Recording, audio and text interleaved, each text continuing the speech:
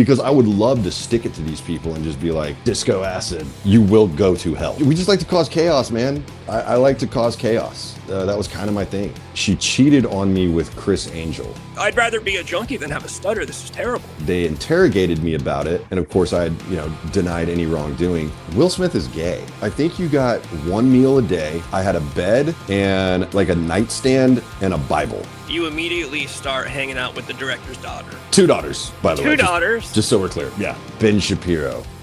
Fuck that guy, dude. Like, the junkie in me came roaring out. I got so many death threats, it was insane, dude. If we could just recognize that these are the enemies, not each other, I'm just joking around. What are you talking about? I'm a fucking Jedi Knight, dude. I like the girls that come here.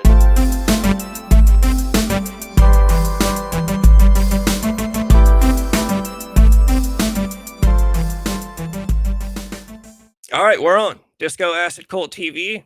We have a very special guest in the house tonight, Davey Jackson. Thank you for coming by. Like I was just saying, I classify you as comedian slash social political commentator, journalist, kind of an all of the above. I honestly think of you as like a best of both worlds type. You get to be funny, but then you also get to talk about serious things. And I think that's a pretty cool title to take on. Yeah, or it might just me being a pussy. I don't know. Like, I just want to do everything. It's just my ADHD, dude. I definitely don't think pussy, but I think you kind of take a harder path. I've already come up with this or come up against this on my channel. I don't want to dedicate to one topic because I like a whole bunch of things. So I think it'd be easier for me to like horror movies. That's the thing that I love. I could easily just do like a horror channel and get horror fans to come watch. But I like a whole bunch of stuff, and it's kind of harder to get people in because they're like, "What is this guy about?" Oh, he's just about everything he likes. Yeah. Yeah, I have interesting like swings in like my followers and viewership because I'll go from talking about cults to talking about religion to talking about drugs, and it kind of confuses people. Like, everyone wants to box you in, right? Oh, this is a conservative guy. Oh, this is a liberal guy. I'm none of those things. I hate politicians. I love comedy. And basically whatever I find interesting is what I like to talk about. Yeah, absolutely. Do you ever have it happen to where somebody or some people or whoever might follow you because they find you doing comedy, they think you're funny, and then next week you post a reel of some kind of slight social or political opinion, and they're like, "Oh, wait, actually, fuck this guy. I don't like his opinions on this." And then they leave the comment, "I'm unfollowing." And you see that a Oh lot. yeah. Yeah, it's not an airport. You don't have to announce your departure, all that fun stuff. Yeah, dude. I mean, obviously comedy is I would say like that's kind of the baseline, right? That's what I love doing. There's nothing that I love more than telling jokes on stage and making people laugh. Like, that's obviously the passion, right? But I'm also interested in other stuff. And yeah, man, I've lost thousands and thousands of followers just because someone didn't agree with my political take. And you know, you're a comedian, just tell jokes. You don't need to talk about this. Well, I'm interested in it and I have free will, so I'm gonna talk about it. And yeah, I guess it's probably not the most effective way to do things. I'd probably have a much larger audience if I just stuck with one thing and made that like kind of the gig, right? But I get too bored, man. Yeah, yeah, it's not fun at all to just stick to one thing. I guess if it's I don't know, someone is like entirely obsessed with it, but then at the same time, it's like, well, I am obsessed with it. I'm just obsessed with a whole bunch of other stuff too. So Yeah, I'd rather just talk about everything. yeah, exactly. I don't know, like I probably could devote an entire channel to just talking about cults or Islam for that matter. I built a huge following talking about Islam.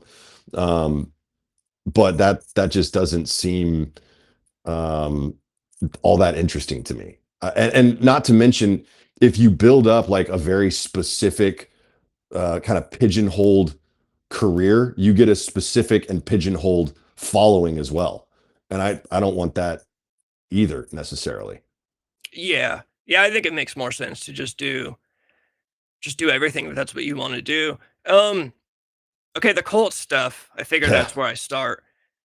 It sounds like you grew up in a cult. Pretty much.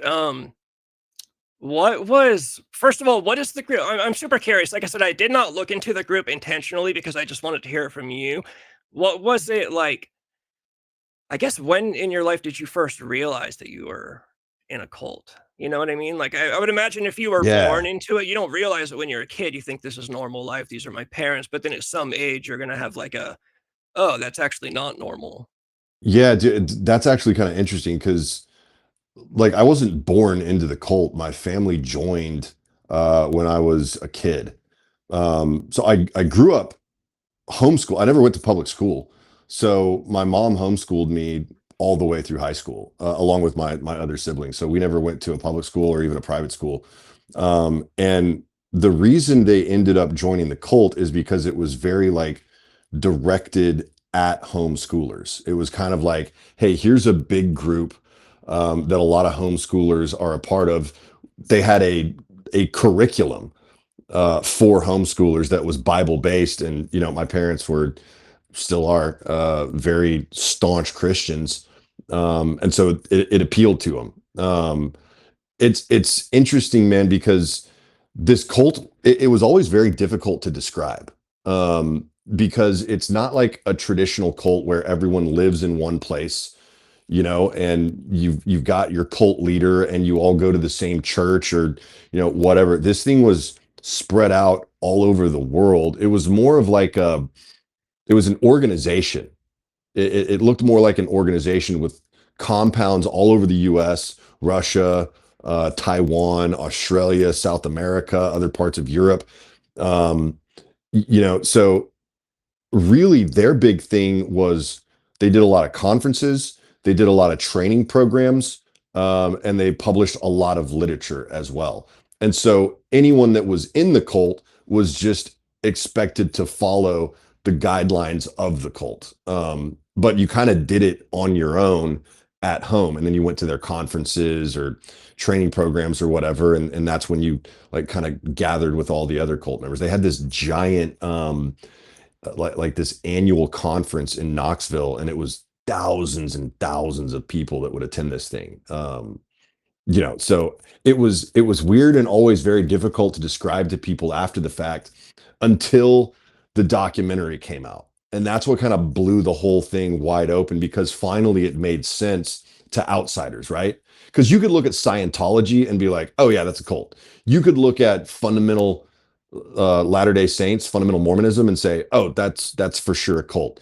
David Koresh in Waco, that was obviously a cult.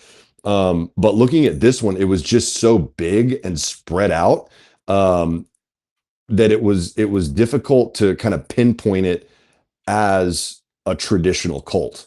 But when the documentary came out and people like kind of got educated about it, it became very clear. Oh yeah, there was the cult leader, this Bill Gothard guy that started in the 1970s and gradually built up this organization. They had all these compounds, and these people that were part of the cult were being brainwashed through all the different literature and conferences and training programs. So yeah, I didn't really realize while I was a part of it that I was in a cult. Exactly like you said, I had no idea, and it really wasn't until like a few years after I left that I was like, that was weird. That was really really strange. Not just for like all the rules and the strict adherence to fundamental Christian values.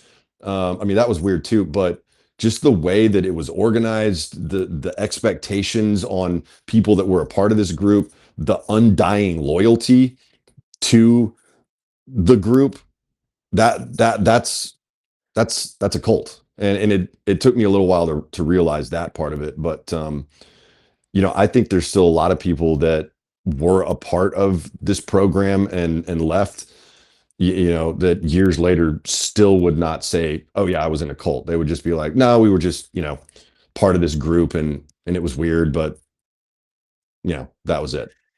Isn't the documentary called Shiny Happy People? Yeah, that's the name of the documentary. It was the like number one documentary of all time for Amazon Prime. It was a huge deal. A few of my friends were in it. There was a girl that I actually I don't want to say we dated. We went on a date. She Mhm. was in the documentary as well.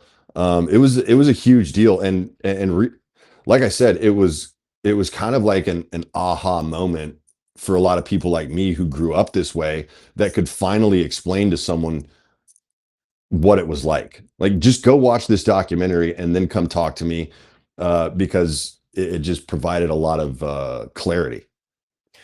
What was what I'm most curious about, what is the actual, like, belief system of the culture, religion? Like, is it to me, from what I got from just the little bit I looked, it kinda seemed like really, really strict Christianity, but, like, with a whole bunch of other stuff added on, and I feel like that's how a lot of them start, they start with a that way they can sell it as Christianity, but then it's Yeah. actually Yeah, this is just another "We Love Jesus" group. No, dude, it was like very fundamental, super strict, super conservative Christianity. Like, it was so strict. It was so incredibly conservative. Like, we thought we would look at Mormons, like regular Mormons, and be like, "Whoa, they're so cool." Like, the girls don't have to wear pants. They can go to concerts. They're allowed to date. Those guys are rebels. Like, and traditionally, anyone else would look at Mormon kids and just be like, they're weird. No, yeah, we were weird, dude. Like, the women having to wear dresses thing, like, and I don't mean like they could wear like skirts. I'm talking dresses down to the ankles. If it mhm. was above the ankles, people were like, she's kind of a whore. You know what I mean? Like, it was really, really intense. I wasn't allowed to listen to any secular music. I got in trouble for that one time because my parents found out that I'd been listening to an alternative rock station. I mean, like stuff like the Goo Goo Dolls was like sinful. You know, wasn't allowed to watch TV or movies unless it was like old school stuff. Like, the movies I was allowed to watch were like Abbott and Costello. Like, Oh, that's awesome. I'm talking about, yeah, arguably still awesome. I would be totally fine with watching Abbott and Costello, but when that's all you're allowed to watch, Yeah, it's kind of weird, dude. yeah. I remember it was like a huge deal for me that my dad took me to the theater to see Jurassic Park. Like, that was a big deal. And that was we weren't even that deep into the cult at that point. It was like kind of early on. And that never happened again. But that was like a huge moment for me. Dating was like the big thing too. Um, the cult was very big on purity culture. Um, I don't know if you've ever heard of a book called "I Kissed Dating Goodbye" by a guy named Josh Harris. Um, it's basically, it was kind of our manuscript for how we should be dating as Christians. Now, obviously, we were very fundamental Christians. Most Christians would be like, "What? We don't believe in that." But it was all about this concept of courtship, right? So I wasn't allowed to date. I was only allowed to court. And courtship is basically like a fancy way of saying Christian arranged marriage. That's really all it was. Like, your parents pick your partner, the families essentially come together as one unit so that you and this person you don't know and you're not familiar with can get to know each other. And you don't really go on solo dates by yourself. Um, it's really just you get to know each other in a group setting so that you couldn't, potentially hold hands and destroy your purity by touching it. It was really, really weird. It was all designed like to get you towards marriage faster and then just make a bunch of babies. That was the other big thing in the cult, because like the flagship family in the Shiny Happy People cult, or the official name was the Institute and Basic Life Principles, IBLP. The flagship family was the Duggar family, and they made that TV show about them, 19 Kids and Counting. Mm, So that was a really big deal in the cult too. Was you need to have a lot of kids. Like, my family, there were just there were me and I had two siblings. Or I have two siblings. They're still alive. So there were just three of us kids, and that was like kind of like a dishonor because we didn't have enough kids, right? I was like, oh, well, God just didn't bless them enough because they don't have a 15 passenger van full of rugrats. Um, so yeah, it was a very strange culture, big on purity, big on like a large family. And the isolation, I think, was probably, you know, the strangest part for me growing up because I wasn't really allowed to do anything outside of my family. Everything was a family activity, which I've still got a great relationship with my parents and both my siblings. But I was never really allowed to do anything on my own. I couldn't go to parties. I couldn't really go to sleepovers unless it was, another family that was also in the cult.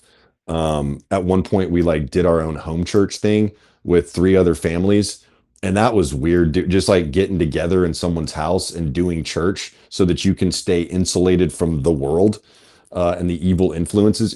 Yeah, it was very very strange. So yeah, it. I had a great childhood by and large. Like I didn't get touched or anything, so that was cool. But it definitely I wasn't prepared for real life. By the time I graduated high school and then subsequently left the cult when I was 18, I had no idea about the real world or how to really exist outside of this very strict upbringing. I feel like I saw a clip of you talking about you got in trouble for dating or trying to date one time. Yeah, so I left the cult when I was 18.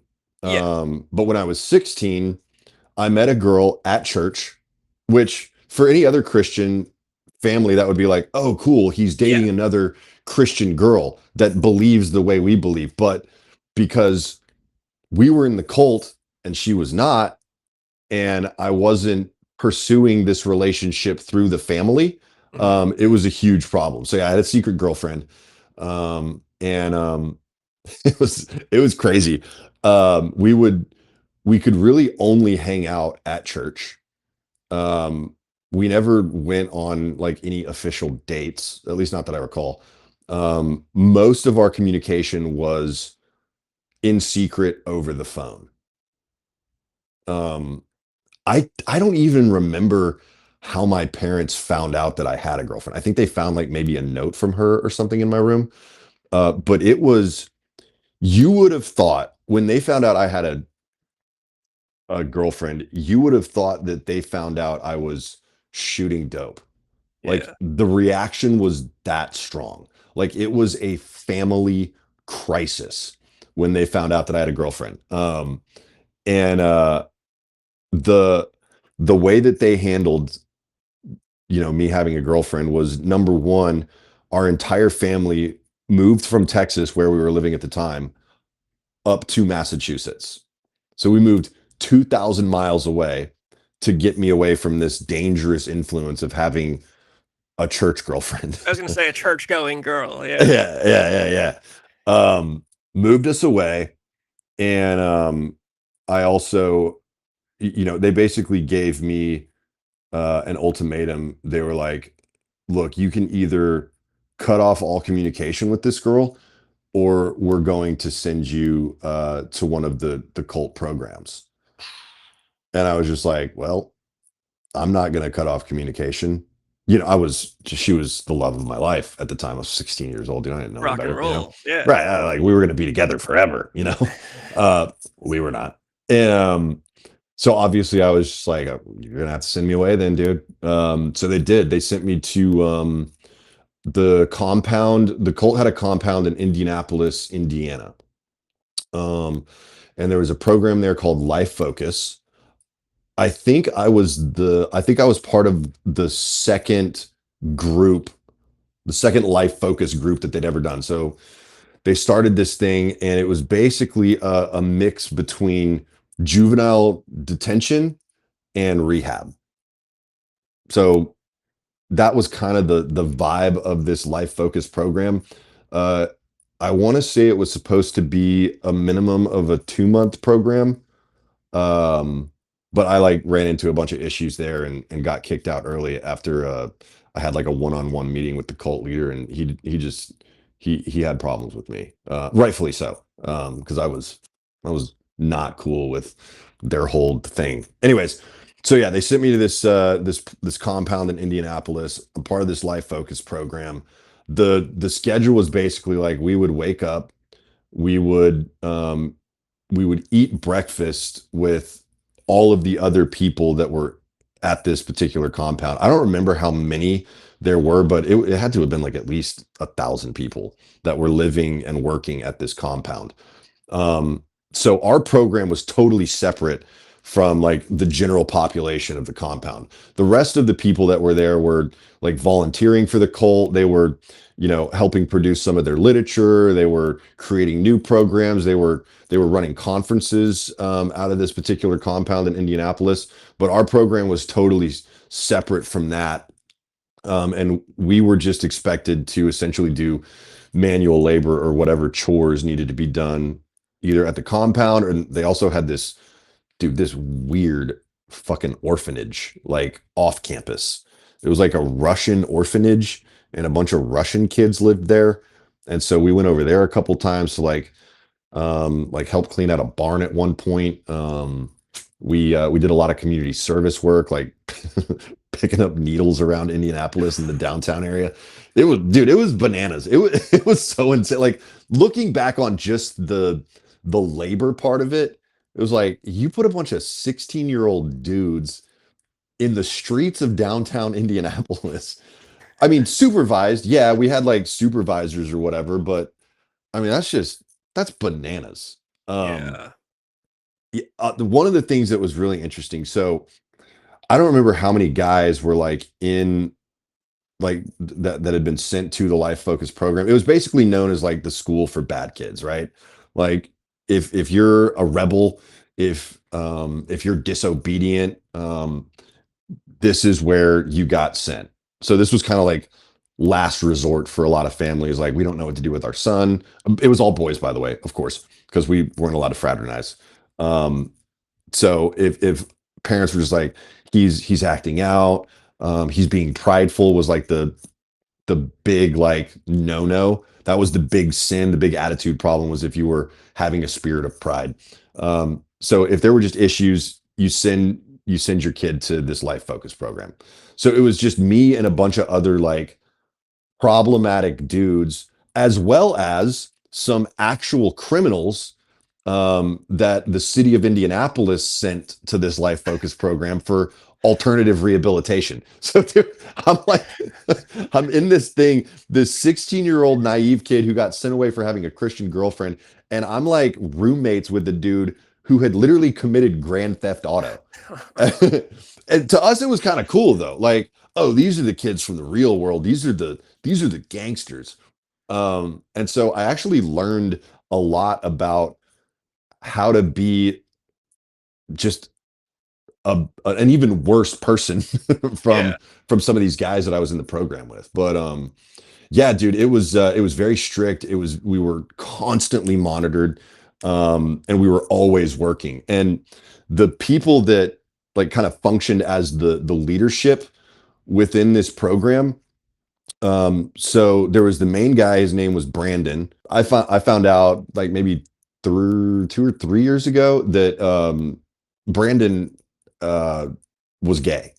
No one knew, and he was trying to deny his true sexuality, but he came out of the closet like I think like 5 years ago or something.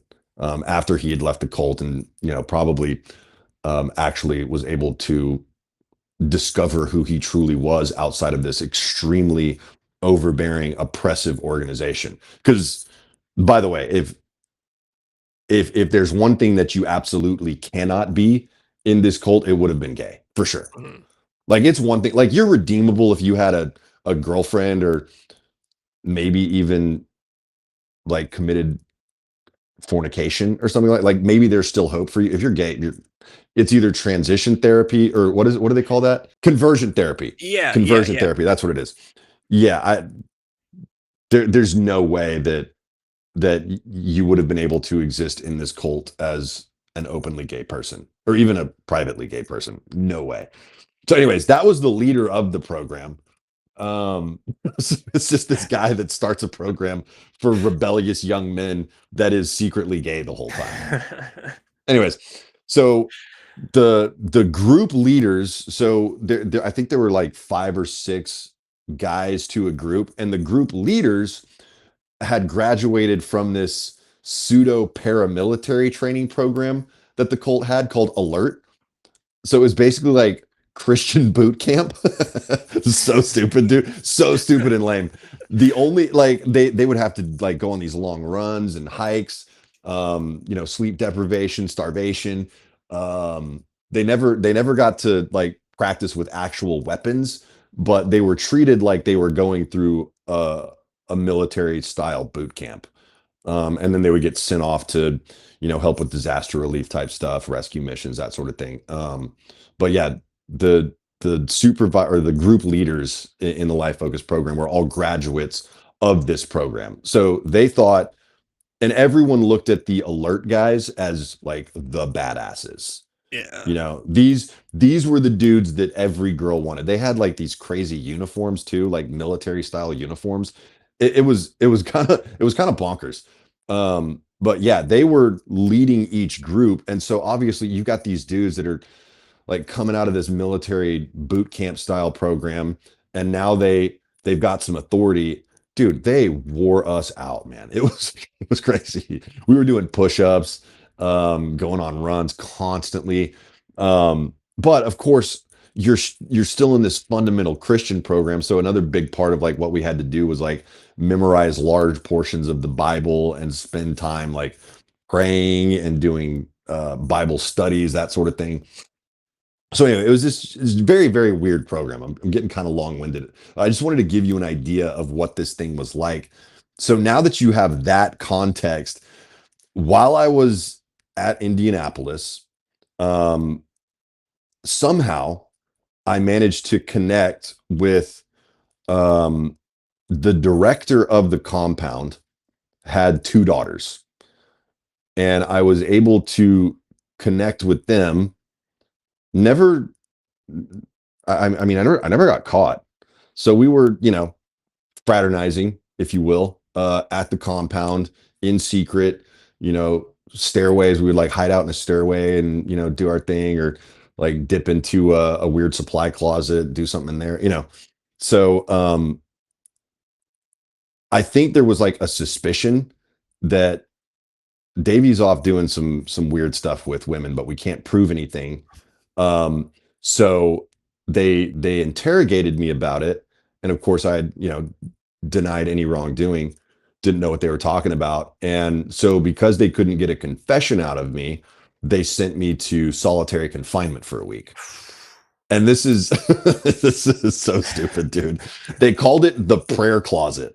Oh no. So they send you away to the prayer closet. You're locked in like this, essentially like a bear hotel room.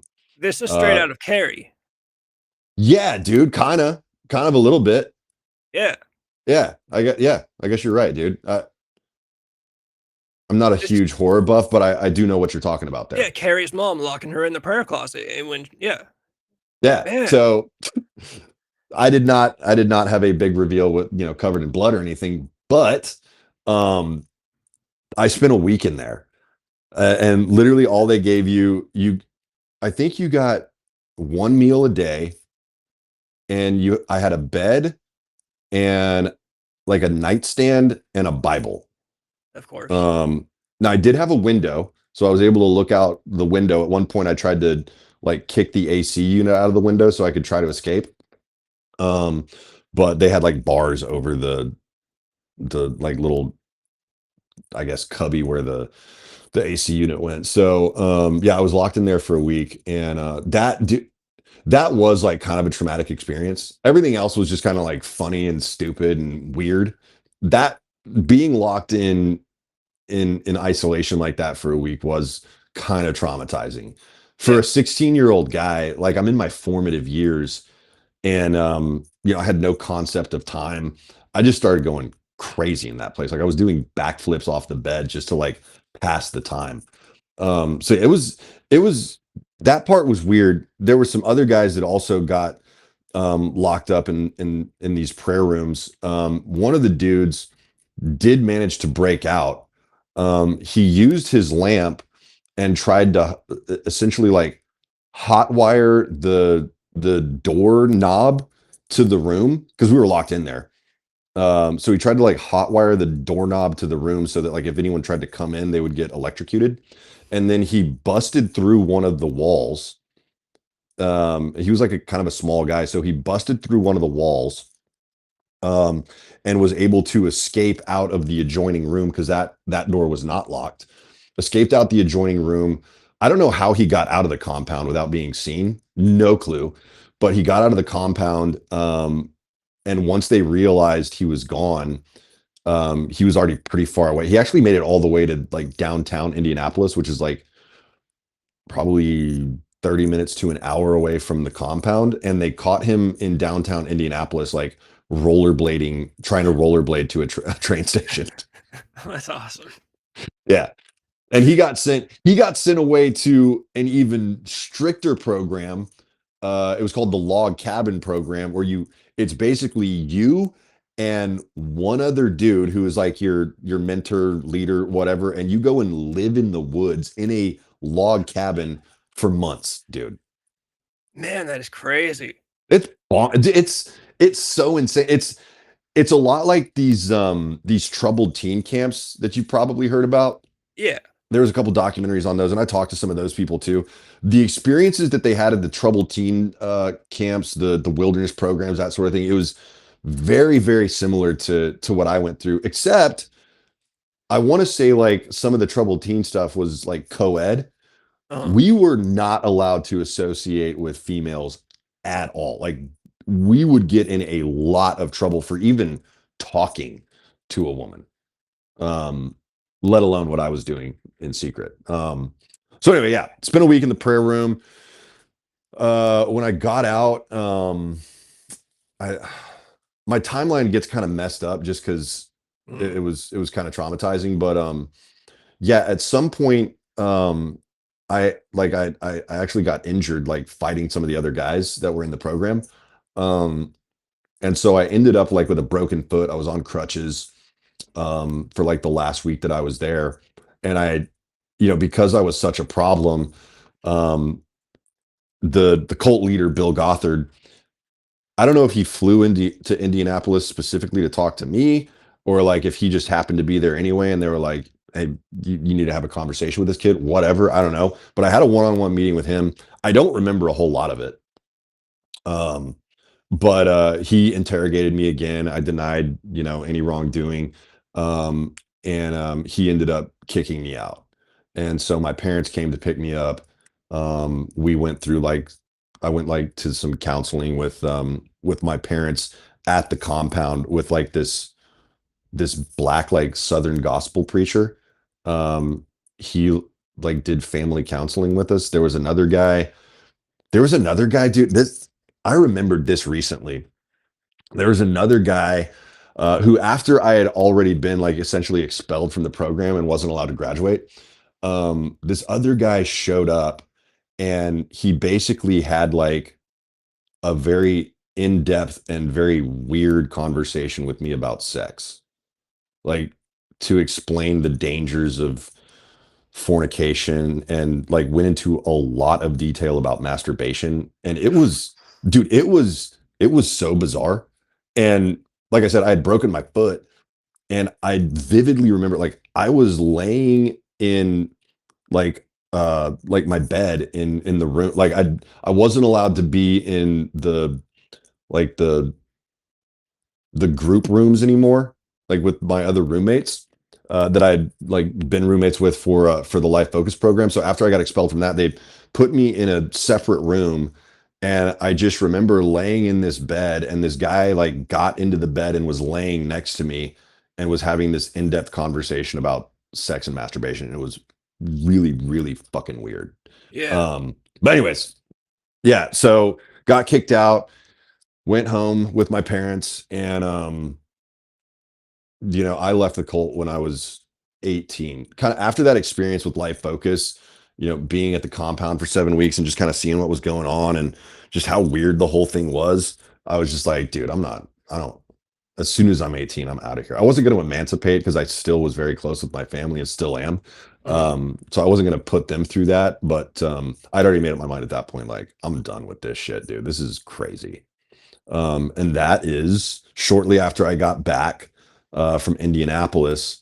That's when I started experimenting with substances. So that kind of leads into my 10-year drug addiction. The next phase, which makes perfect sense. I was gonna say, first of all, on a sillier note, rock and roll that you get sent to this place and you immediately start hanging out with the director's daughter. Absolute rock star move. Two daughters, by the way, Two just daughters, just so we're clear. Yeah, no big deal. absolutely. I guess also rock and roll that the head honcho has to come down to talk to you and kick you out himself. Dude, that part was kind of crazy. Like, even like people that were very loyal to the cult, like were fully committed to the cult, didn't get one-on-one meetings with Mr. Gothard, as we called him. That was what everyone referred to him as, was Mr. Gothard. They Yeah. didn't get one-on-one meetings with this dude, and I did. And like, I'd talk to some of my friends after the fact, and they were like, you had a one-on-one meeting with him, like in his office? And I was like, yeah, dude, he wanted to interrogate me again. And they were like, that's crazy. No one has one-on-one meetings with him, unless you're one of the girls he's grooming. They get plenty of one-on-one time with him, but no Yeah. one else does. Oh yeah, they remember you. Oh, Um, dude, that was, yeah, it was crazy. Like, I will say, like, I don't want to sound like a complete douchebag with the director's daughters. It wasn't right away. It was so before I got sent away, I told you know, my girlfriend that I got in trouble over. I told her where I was going and was like able to find an address that she could send mail to. Um and I wrote her so many letters, dude, never got anything back from her. It turns out they were actually intercepting my mail and never letting me see it, and actually told me, she's forgotten about you. She's not writing to you. She's not trying to get in touch with you. You're That's over. And so, like, I was heartbroken, and yeah. then went and found comfort in the arms of the director's daughters. Oh man. Um, okay, and then the second note I had that's more serious than silly. It is awesome, I think, that you are still really tight with your parents. I think it's way too big of a trend nowadays for kids to cut off parents over, oh, they voted for somebody, or people always talk about religious trauma, but it's just really they Yeah. couldn't play Game Boy in church on Sundays and they cut their parents off. So I think it's awesome that you're still tight with your parents. I think that's something that a lot of people should strive for, even after all of this. And then the fact that you didn't emancipate, you don't even want to put your parents through this. Mhm. They sent you to this place. I think some people might say you could have, but I think it's a great move to, they're your parents, dude. At the end of the day, Yeah, man. I mean, they honestly, they were doing what they thought was right. exactly. And they never, like, yeah, I don't think they ever had bad intentions. I think they wanted what was best for me, and that is what they thought was best for me. And did it create some, like, long-standing trauma? Sure, dude. But like, you can get trauma from anything. Um, you know, I've got a lot of friends that don't have relationships with their parents anymore, Mhm. because of the way they grew up in this cult. And I never wanted it to be that way. Like, did they make mistakes? Sure, dude, but I make mistakes also, you know? And I think that relationship with my parents, even with the mistakes they made, is still important to me. And I'm really lucky that I'm able to maintain that. I'm really lucky that, my mom has apologized so many times for, what she put me through with that. So she recognized that it was harmful. Mhm. A lot of parents, you know, I'm thinking of like two specific friends right now where their parents are like, that was what was best for you. We were doing the right thing. That was God's will, and never admit to the fact that, hey, I'm sorry for fucking you up a little bit. Yeah. Yeah. So yeah, I'm lucky in that respect where, I am able to have that relationship with my parents, and they're still religious, and I I don't have an issue with that, dude. I don't care who they vote for. I don't care who they worship. As long as they're happy and not hurting anyone, Mhm. I don't care. Yeah, absolutely. I think that is, if possible, the best way to I can never imagine not talking to my mom. I love my mom, but so Yeah. I think It, that's awesome. That's probably, like, my favorite part of this story is to hear that you are still tight with your parents. and it's not possible for everyone. I do want to like make that clear. I understand that it's not possible for everyone. And I know that Yeah. there are people who went through like some very evil shit Yeah, of with their course. families. And yeah, at that point, I'm not gonna try to maintain a relationship in a scenario like that at all. Yeah. But it wasn't my experience, and I'm very grateful that I still have my relationship with them for sure. Yeah. Yeah, definitely not possible for everyone, and then, like you said, the fact that your mom has apologized too, that's awesome Yeah. move on her part. Because I think a lot of parents are unfortunately stubborn because they don't want to admit that they've messed up their kid. Because it's probably pretty hard to admit, we Sure, dude. yeah. Yeah. Yeah, absolutely. Yeah, I could totally see why someone would it's it's like the sunk cost theory, dude. It's like, well, I already fucked them up, so I gotta, I can't admit to that because then I'm admitting that I fucked up. So, Yeah. you got to stick with it essentially. But yeah, no, my parents have been really, really cool about that. It took my mom a little longer than it took my dad, but you know, she's a great lady. Yeah. Yeah, hell yeah. So then you turn 18, and Yeah. how do you go about do you move out immediately, and do you get into drugs immediately? Yeah, definitely got into substance abuse immediately. While I was actually like still technically in the cult. But I didn't move out actually, which is kind of interesting. So I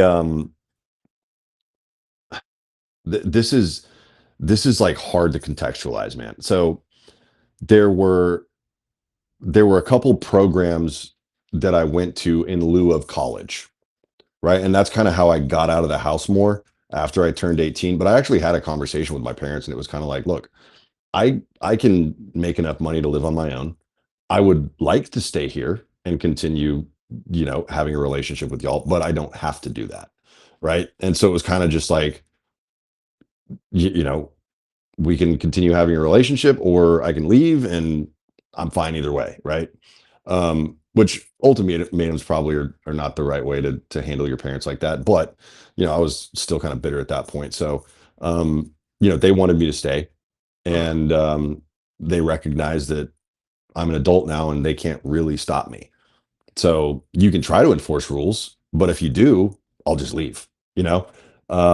So yeah, I was still living at home, but I also came back down to Texas to work on college essentially. So I didn't go to a college. I went to some classes, but there was a group in Texas that was basically like building this distance learning college program for homeschool graduates. And so I went and worked with them, like helped them out with marketing, did a bunch of stuff with them. And basically they helped me test out of college at the same time. But the interesting thing about that group was it was the guy that like founded the company, the college distance learning company. His dad was like a disgraced member of the cult. So his dad got kicked out of the cult. He starts this company, and so I'm right back in with former members of the cult. They weren't necessarily active in the cult anymore, but still very much religious. I still consider myself a Christian. I definitely considered myself still a Christian at that point. Yeah. Um, Even throughout all my drug abuse, like I still considered myself a Christian, still went to church, did coke in the church bathrooms, like you do what you got to do. Yeah. But yeah, so I went and worked with these guys for a few months at a time. So that was kind of a way to get out of the house, start experiencing life a little bit more. And yeah, throughout that time, from like I would say like 17 through like 29, I was it started out very like minimal experimenting. But in my like 19 early 20s and then definitely through my mid 20s and late 20s, I was pretty hardcore, pretty hardcore. Um, and people ask me like, well, do you think it's because of the trauma that you went through in the cult? And I don't know, dude. I think I was just curious, man, because I grew up sheltered for so long. I just wanted to try new stuff. I remember, dude, the first time I got drunk, I was like, oh, well, this is what's been wrong with me the whole time. I can get drunk and I'm like a superpower. Like literally, alcohol was like a hack for me. It was a cheat code, dude. I could be comfortable around people. I didn't feel weird and shy. I didn't feel like the awkward homeschool kid. I felt like a normal person when I got drunk. And then the first time I tried Coke, I was like, I'm a fucking Jedi Knight, dude. I can read minds. I can make anything happen. Um, and so for like it was pretty quick. Like it happened pretty quick for me just because like I'd grown up so sheltered and my first exposure to drugs and alcohol was so positive that I was like, oh well, I'm just gonna do more. I'm gonna do more and more and more, and I'm gonna try everything. Um, and just keep getting better, essentially. So that was basically for me, drugs and alcohol were like kind of my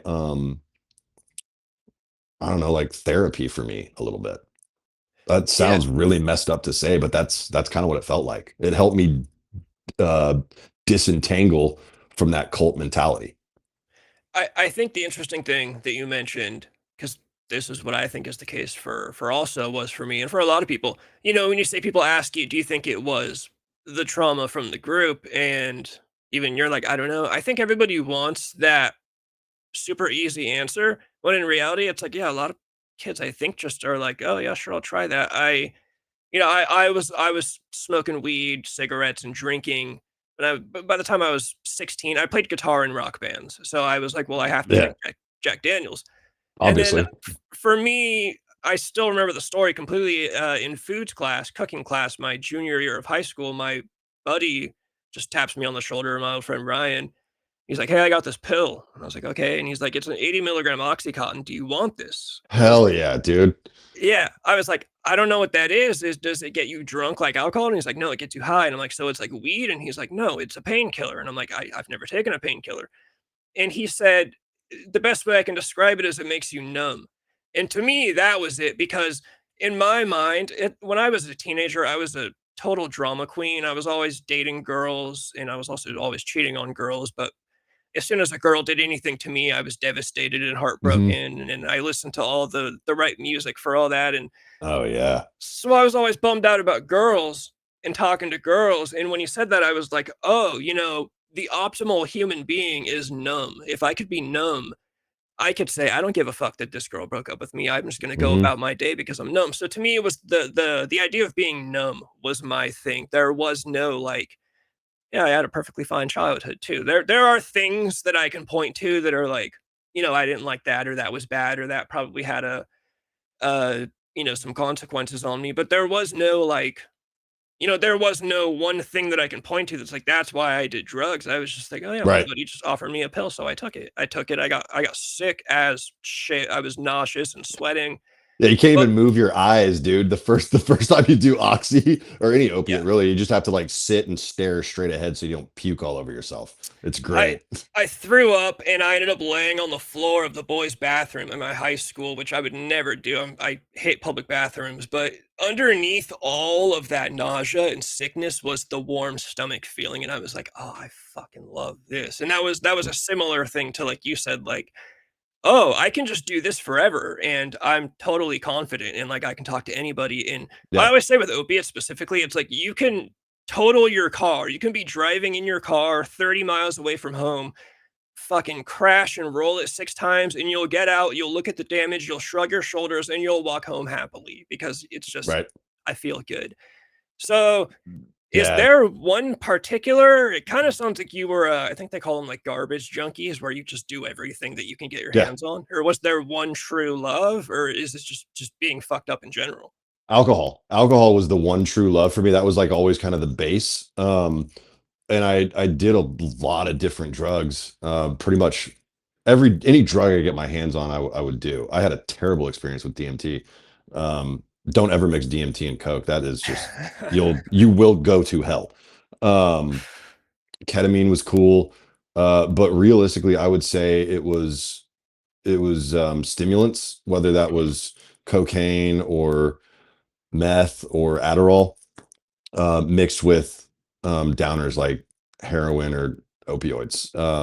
When I got sober, what's interesting is I started on street drugs. And what actually brought me to my knees to the point where it was like, I've got to do something was pills.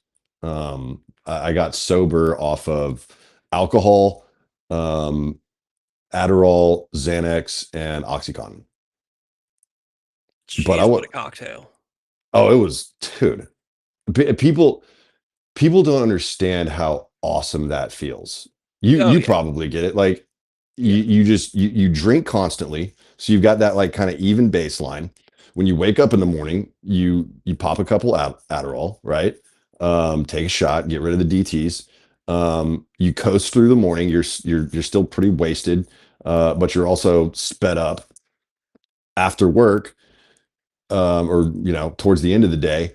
I would start doing oxy. So I wasn't doing oxy all day. It was usually towards the middle of the day that I would start doing oxy. And then to go to sleep, I'd drop Xanax on top of that. And it was amazing. It feels amazing until it doesn't anymore, until it just doesn't work anymore and you can't even get high or drunk. yeah. That is a nightmare, dude. The last really big bender that I went on was right before I got sober. But the time before that, the last time I overdosed, was on Christmas Eve, and I drank. I don't even know. It had to have been at least 3 bottles of whiskey, and I did like probably like 30 oxys, and they were. I mean, they were oxy 30. So, but still, that's a lot. That's an Yeah. insane amount. And I couldn't get drunk, and I couldn't get high. Mm. Like and literally my body just gave out at the end of the night. It was 4 in the morning. I remember it was 4 in the morning. And I just started, I guess I probably seized out or something like that. And I woke up and I'd thrown up a bunch. And, you know, the next day I just started doing it again. Just not quite that heavy. It's it's almost like comically addict behavior to fuck up the holidays like that. I was notorious for fucking up my brother's birthday party, Thanksgiving. It's always like addicts who are like, their family's probably like, dude, can we just have like one Christmas where you're not needing to be taken to the hospital or, That's please. Funerals were my favorite, dude. I would get absolutely wasted. Like I don't remember my grandfather's funeral because I was so trashed, like out of my mind.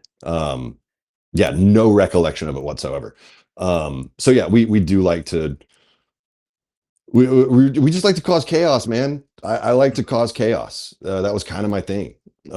Even when I didn't need to, even when my life was going well, I was like, well, how can I create some chaos here?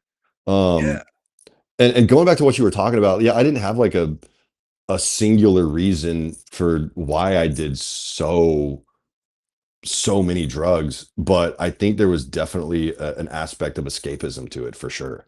Whether Mhm. it was my own thoughts or just the reality that I was living in, or past trauma or whatever, there was definitely an element of that escapism to it. And it was like you were saying, when you're numb and you don't have to think, you Yeah. can just feel at peace. I like anytime I thought I was going to get in a fight with my girlfriend, while I was using, I would just do a bunch of oxy and nothing mattered. Everything was just chill. She could be screaming at me. I'd just be Mhm. like, this is cool. I'm fine. Yeah, it bounces right off. Go nuts, girl. Go off. Before we even get to the quitting part, I have to say, I don't know if you remember this. You posted a bit on Instagram about how when you quit, you had a stutter. And Yeah. from my personal Instagram, which I don't say on the stream, so it wasn't from the one that me and you were talking, but from my personal Instagram, I commented and said, I'm super hyped to hear this because I also had a fucking stutter. when Yeah, I dude. quit.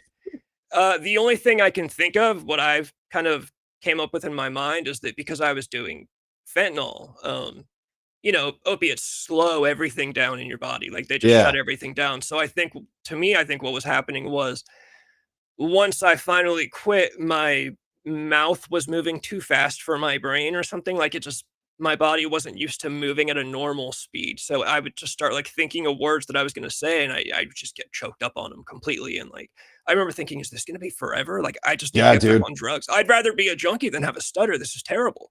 And then Dude, it did go away. I felt like a retard. Yeah. Like trying to have a normal conversation, and I would sit there, like I would be in the middle of a sentence that I'd stuttered through already, and then I'd get to a word and I knew what the word was. I just couldn't, and it was simple words too. I was like, why can I not think of this right now? I'm not trying to think of onomatopoeia. I'm trying to think of like just dumb shit that everyone knows. And it was, I would just get so hung up. And yeah, it was like 2 months. And then finally, my brain rewired itself and I was able to think clearly again. I think maybe, I don't know, dude. Maybe it's just like a withdrawal effect. Cause yeah, I mean, coming off of everything that I was coming off of, I mean, dude, doing that much Oxy and Xanax at the same time, it Mhm. can't be healthy. There's no way.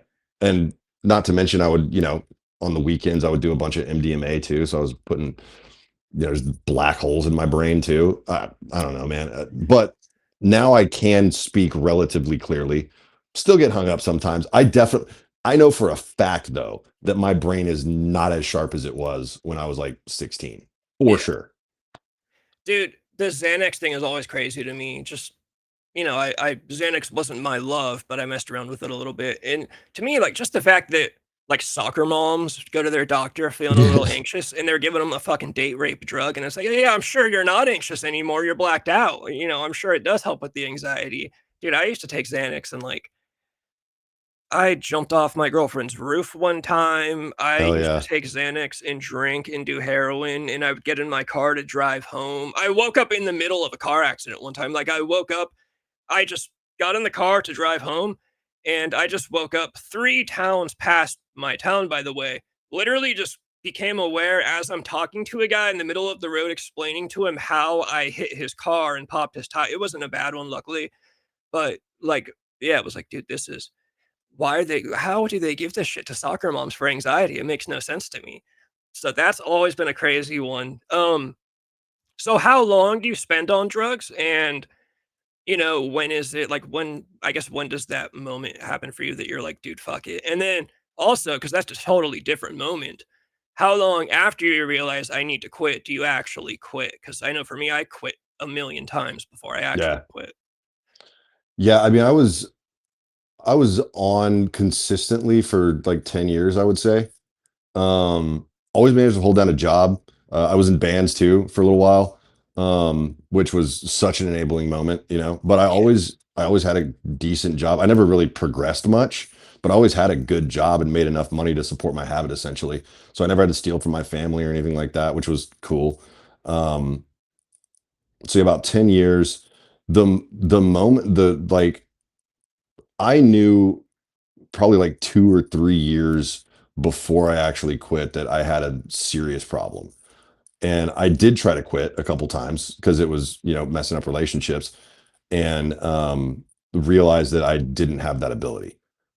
Y- you know, um, I would the longest I ever stayed sober was 10 days. Mhm. 10 days and then I would be right back at it. Usually it was only 3 or 4 days. I would just have like a really bad weekend or something or do something really extra stupid. And I'd be like, I gotta stop doing this. And I'd quit for like 3 or 4 days. Um just just enough time for like the withdrawal to get like really bad and be like, I'm getting back on. This is crazy. But the 10-day sobriety things are the ones that like kind of blow my mind because after 10 days, you're fully detoxed. And I never Mhm. did a medical detox. I always just, white knuckled it cold turkey on my sofa. Um, so after 10 days, like you're good. Alcohol's a week.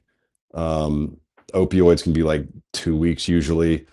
Coke, Adderall, whatever, that's like a week too. So I was fully through the withdrawals and then would go right back to it.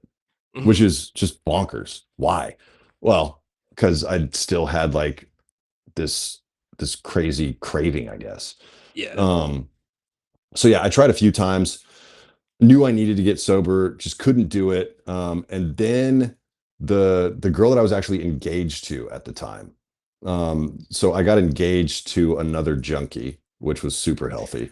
I Uh, also had a partner in crime during my junk years, yeah. yeah, it's so perfect. Yeah. Um, it's hilarious, dude. We dated for like 3 or 4 years, probably. Um, she she cheated on me with Chris Angel, the magician. That is fucking awesome, dude. I really quick, I was such a Chris Angel fan when I was in, like, 5th and 6th grade that one time I missed a new episode of Mind Freak on A&E, and I broke my TV remote because I was so pissed that I missed the episode. Yeah, yeah, because you didn't record it. Oh, Rookie dude, mistake, dude. that is hilarious. She also dated Scott Stapp. Like before she and I started dating, she had dated Scott Stapp. So yeah, she cheated on me with Chris Angel Can you while she blame her was. for that one? Yeah, dude, he's like the Fallout Boy of magic. That's like, what are we doing? Super chill if it had been David Blaine. Like, whatever, dude. But it was Chris Angel, man. And yeah, that I think that one probably hit a little close to home because I was known to wear a fedora too. Yeah, we all went through it. I put some eyeliner on a We lot. yeah, of course. So it was it was basically like she cheated on me with the cooler, successful me. You know, yeah. So that one, I I I hated that, but we had such a toxic relationship. We cheated on each other all the way through our relationship. It was awful, dude. I mean, talk about just total psychosis. Yeah. Anyways, so after she cheated on me with Chris Angel, um, I obviously wanted to break up, but instead I just proposed. So we got engaged. And then 30 days before we were supposed to get married, like the actual wedding date, I called off the wedding. So she'd Oh. already had like her bachelorette party. I hadn't had a bachelor party at that point, but yeah, I call off the wedding. People still showed up at the venue. Yeah. It was so fucked. Um, yeah, so but we like sort of stayed together because I told her like I don't want to break up with you. You've got some problems that you need to fix before we get married. So like I never had a problem. She had a problem. She Of was a course. junkie. I was totally fine. Mhm. Um, so she did end up going to rehab. She went to rehab, got kicked out because she smuggled some stuff in with her that she then shared with some of the other patients in the rehab. So metal. Um, I went on a crazy bender. She ended up getting kicked out of the rehab. And I didn't know what to do. I ended up contacting someone at the rehab facility, like trying to figure out how I could help her. And they had like when I dropped her off at rehab, I was wasted. And they probably knew about that, right? I mean, they're addiction counselors, they get it. Um, so when I called and asked like what I could do, like if there was something that any way that we could get her back into rehab, they were like, why don't you go to this family support meeting that we have? And it ended up being an AA meeting. So they tricked me into going to an AA meeting. And there was actually someone I knew at that AA meeting that can, like, I showed up and I was like, the fuck is this? I don't need AA. I'm fine. Um, and there was someone I knew there and they convinced me to stay. And I ended up getting sober. And that was 2013. Yeah, hell yeah. Yeah, dude. So I mean, I didn't have like one of those crazy rock bottom moments. Uh-huh.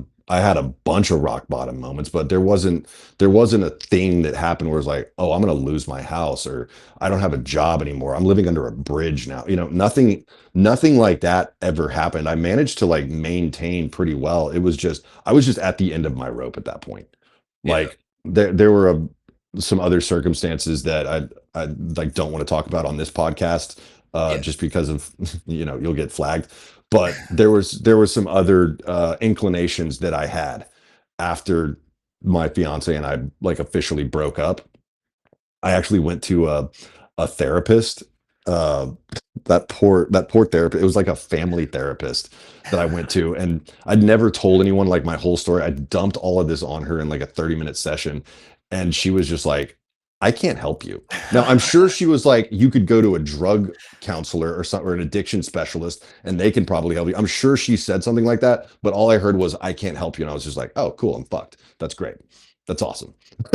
So, Oh dude, man. yeah, I didn't think there was any way out. And when, someone at this AA meeting like told me like, "Hey, I can help you. I've been through all of this. You can get sober. You just have to do some work." I was like, I told the guy, I was like, "Yo, I'll do your little program or whatever.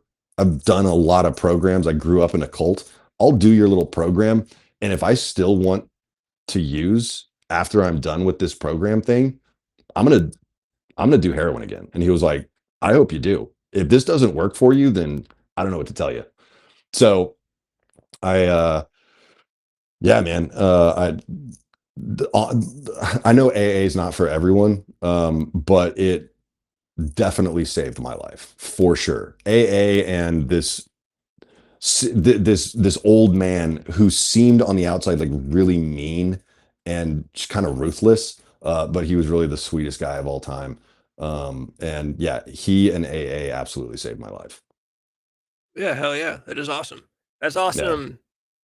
That kind of, I guess, like magical coincidence moment that you walk in, you get tricked into dude. going, you walk in, and there's the guy that you know too. It's yeah. You know what's crazier, man? So like I ended up staying for this meeting, right? And there was this, it was like a speaker meeting, I guess. And there was this lady like kind of sharing her experience, what do they call it? Their strength and hope, or whatever it is. Experience, strength, and hope, right? Uh-huh. Um, so she's sharing her story, and I was like, whoa, my girlfriend could really use some help from her. And so I like approached her after the meeting, and I was like, hey, your story was really cool. I think you could help my fiance. And I was like, you know, I could give her your number or whatever. And she was like, yeah, yeah, give her my number, and I'll see if she's willing to talk. And I was like, by the way, my name's Davey. And she was like, oh, I know. I'm the one who like gave you a tour through the rehab facility when you came and dropped your girlfriend off. And I was just like, what the fuck? you know, just like again, it was like an aha moment where it was like, all right, I'm supposed to be here probably. Yeah. I would assume once you got cleaned up, you and the fiance were like, let's go our separate ways. Yeah, pretty much, dude. It like she ended up going back to rehab, and I think Mm, she got sober, but she did not stay sober. And she had actually dude, this is crazy. So when she got kicked out of the rehab, I like went to try and go and find her. 'Cause she just went, they told her she couldn't stay there, and she just went AWOL, right? She just left. yeah. And so I went to this town that she was going to rehab in, and I'm like driving through the town searching for her.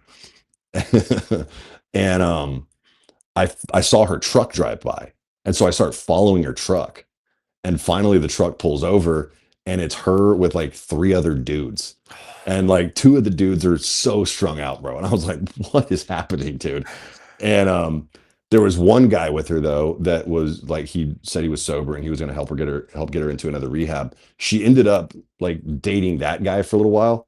Yeah, we were done. After that, we talked a couple times afterwards, but dude, sure, like after when she relapsed, bro, and I've heard people say this, and it's one of the things that scares me.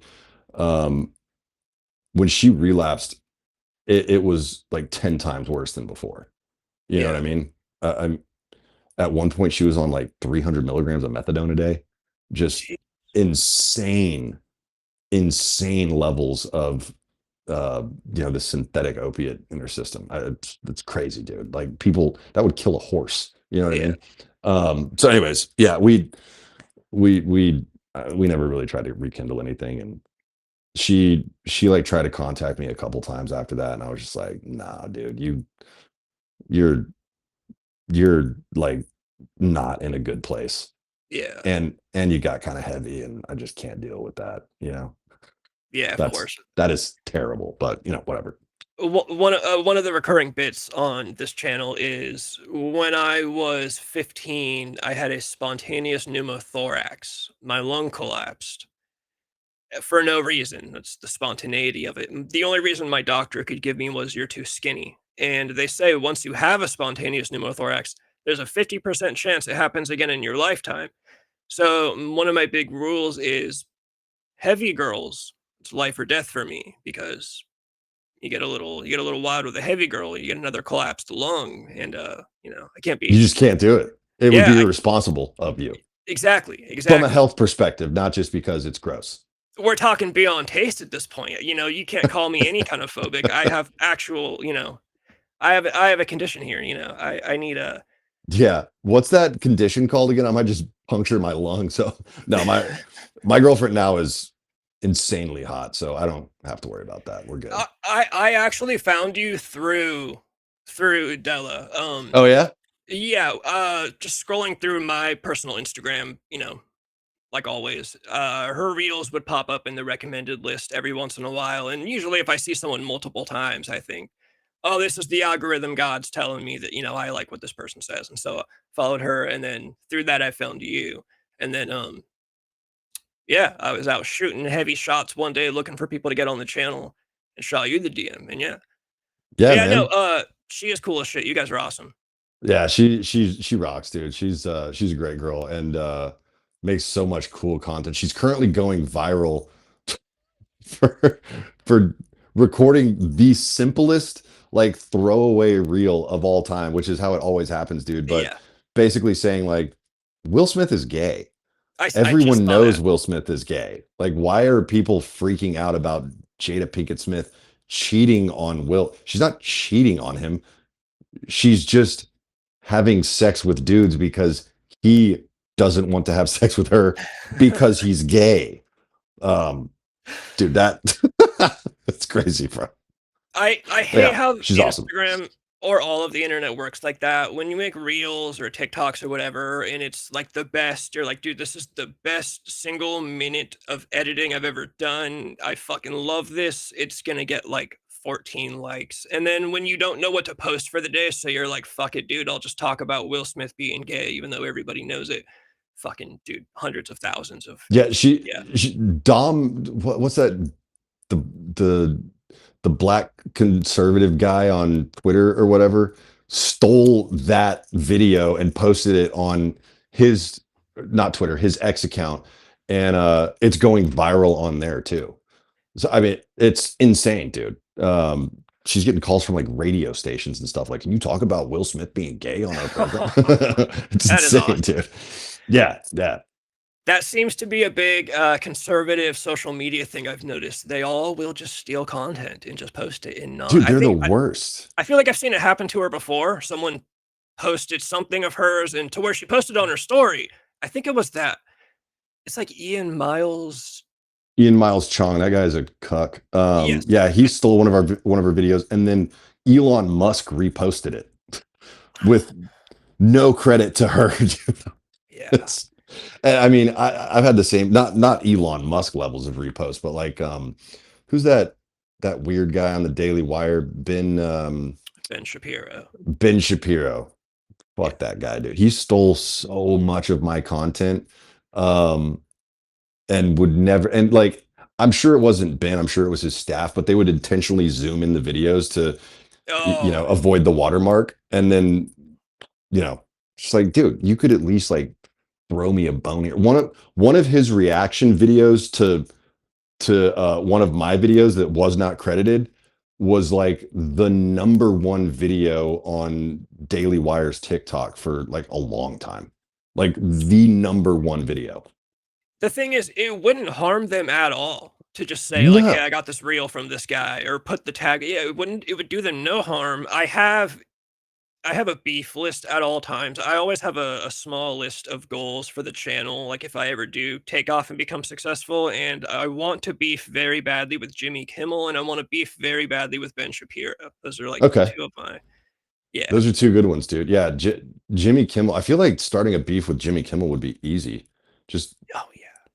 talk about how he's become such a little pussy boy since he got Yeah. married. Yeah, the crying, I can't stand that guy. Yeah, Dude, that a guy's a lot of people loser. I would like to like Howard Stern style beef with. Of course, I'm talking Howard Stern back when Howard Stern was the man and The not the Howard man, yeah. yeah. Yeah, one of the biggest American tragedies of all time, in my opinion, is the fall off of Howard Stern, because when I was a kid, that guy was, like, the guy, Yeah, he and was the king, dude. And he's still got a massive fan base, but he's not getting any new fans because he's boring now. yeah, He's yeah, and I don't even boring and lame. he's boring. I don't even care about his politics. The problem to me is I don't believe him. I don't Right. believe that he went from saying the things he was saying, mind you, in his 40s. We're not talking about a 17-year-old kid who's trying to be edgy. We're talking about a guy who's in his 40s. And I know people on TikTok try to argue with me about this, but I don't care. Usually when it comes to people, especially dudes, by the time you're fucking 30, you're pretty set in your morals, your beliefs. You're going to learn some things here and there, but Howard Stern is not saying what he's saying in his 40s and then saying what he's saying today in his fucking 70s. Like, I don't believe this change in Yeah. him. He's a sellout, dude. Yeah, I mean, obviously to become that successful, you have to sell out, you know, to a yeah, degree. Um, Otherwise you're just like a Nick Fuentes type. Well, I think he's a psyop, but whatever, mhm, dude. Yeah, you have to sell out to become that successful, but his has just been so dramatic. yeah, Like the level of his sellout is just like, what's wrong with you, dude? You don't even have to do that. Just like be kind of chill about it and then still be funny and interesting. I don't think it's just because he's old. I think you're right, dude. It's just because he's not believable or relatable at all anymore. yeah. I think because there's a way to mature, and Sure. you can kind of cut back a little bit on the edginess, but you can mature properly. People, comedians do it all the time. They get a little older. They just kind of you kind of tone it down a little bit and bring in some older guy wisdom into it. He just went full on, like the guy talks like a 17-year-old girl on TikTok now, and it's Yeah, it's insane. I kind of have the same opinion about Mark Maron. I think Mark Maron is absolutely insufferable too. yeah, And it's these guys who like are trying to reclaim their glory days, and it's like, dude, you just suck now. yeah. Either change or just give up. This is actually good to go into the comedy stuff. So, when the fuck in your life of cults and drugs do you fall in love with comedy? Like, where does that happen? Yeah, dude, that one was kind of crazy. So, I mean, I grew up. Well, I shouldn't say I grew up playing in bands. I didn't start playing in bands until I was like 17, 18 years old. But I grew up playing the piano. I was like a classically trained pianist, and so I had like this crazy musical talent and like knowledge base. So I started playing in bands, really enjoyed that. Obviously, that was my addiction was a big part of that as well. But after I got sober, the band thing just didn't really do it for me anymore. And it wasn't even like an environment thing. Like I can be around people that do drugs that don't bother me in the slightest. Comedy, I'm around those people all the time. Mhm. I'm constantly offered stuff, but it just wasn't fun. Playing in a band just wasn't as fun anymore. And I think probably it was because I couldn't numb myself out to the bullshit anymore, of having to deal with the personalities and the egos and packing up a van and going to play a show for $200 and, whatever, dude. I just didn't like it anymore. And when I was, let's see here, it was like right before the pandemic, dude. I was talking to one of my buddies and he had been like doing some comedy type stuff. He's a super funny guy, but he just wasn't passionate about comedy. He likes comedy, he appreciated it, but he told me he was like, "Hey, like we're kind of similar, but you've done stuff like this with microphones and being in front of people. You should try stand up." And I was like, "Huh, all right." So I went to an open mic and instantly was hooked, dude. Like right away. Like the junkie in me came roaring out, but for comedy.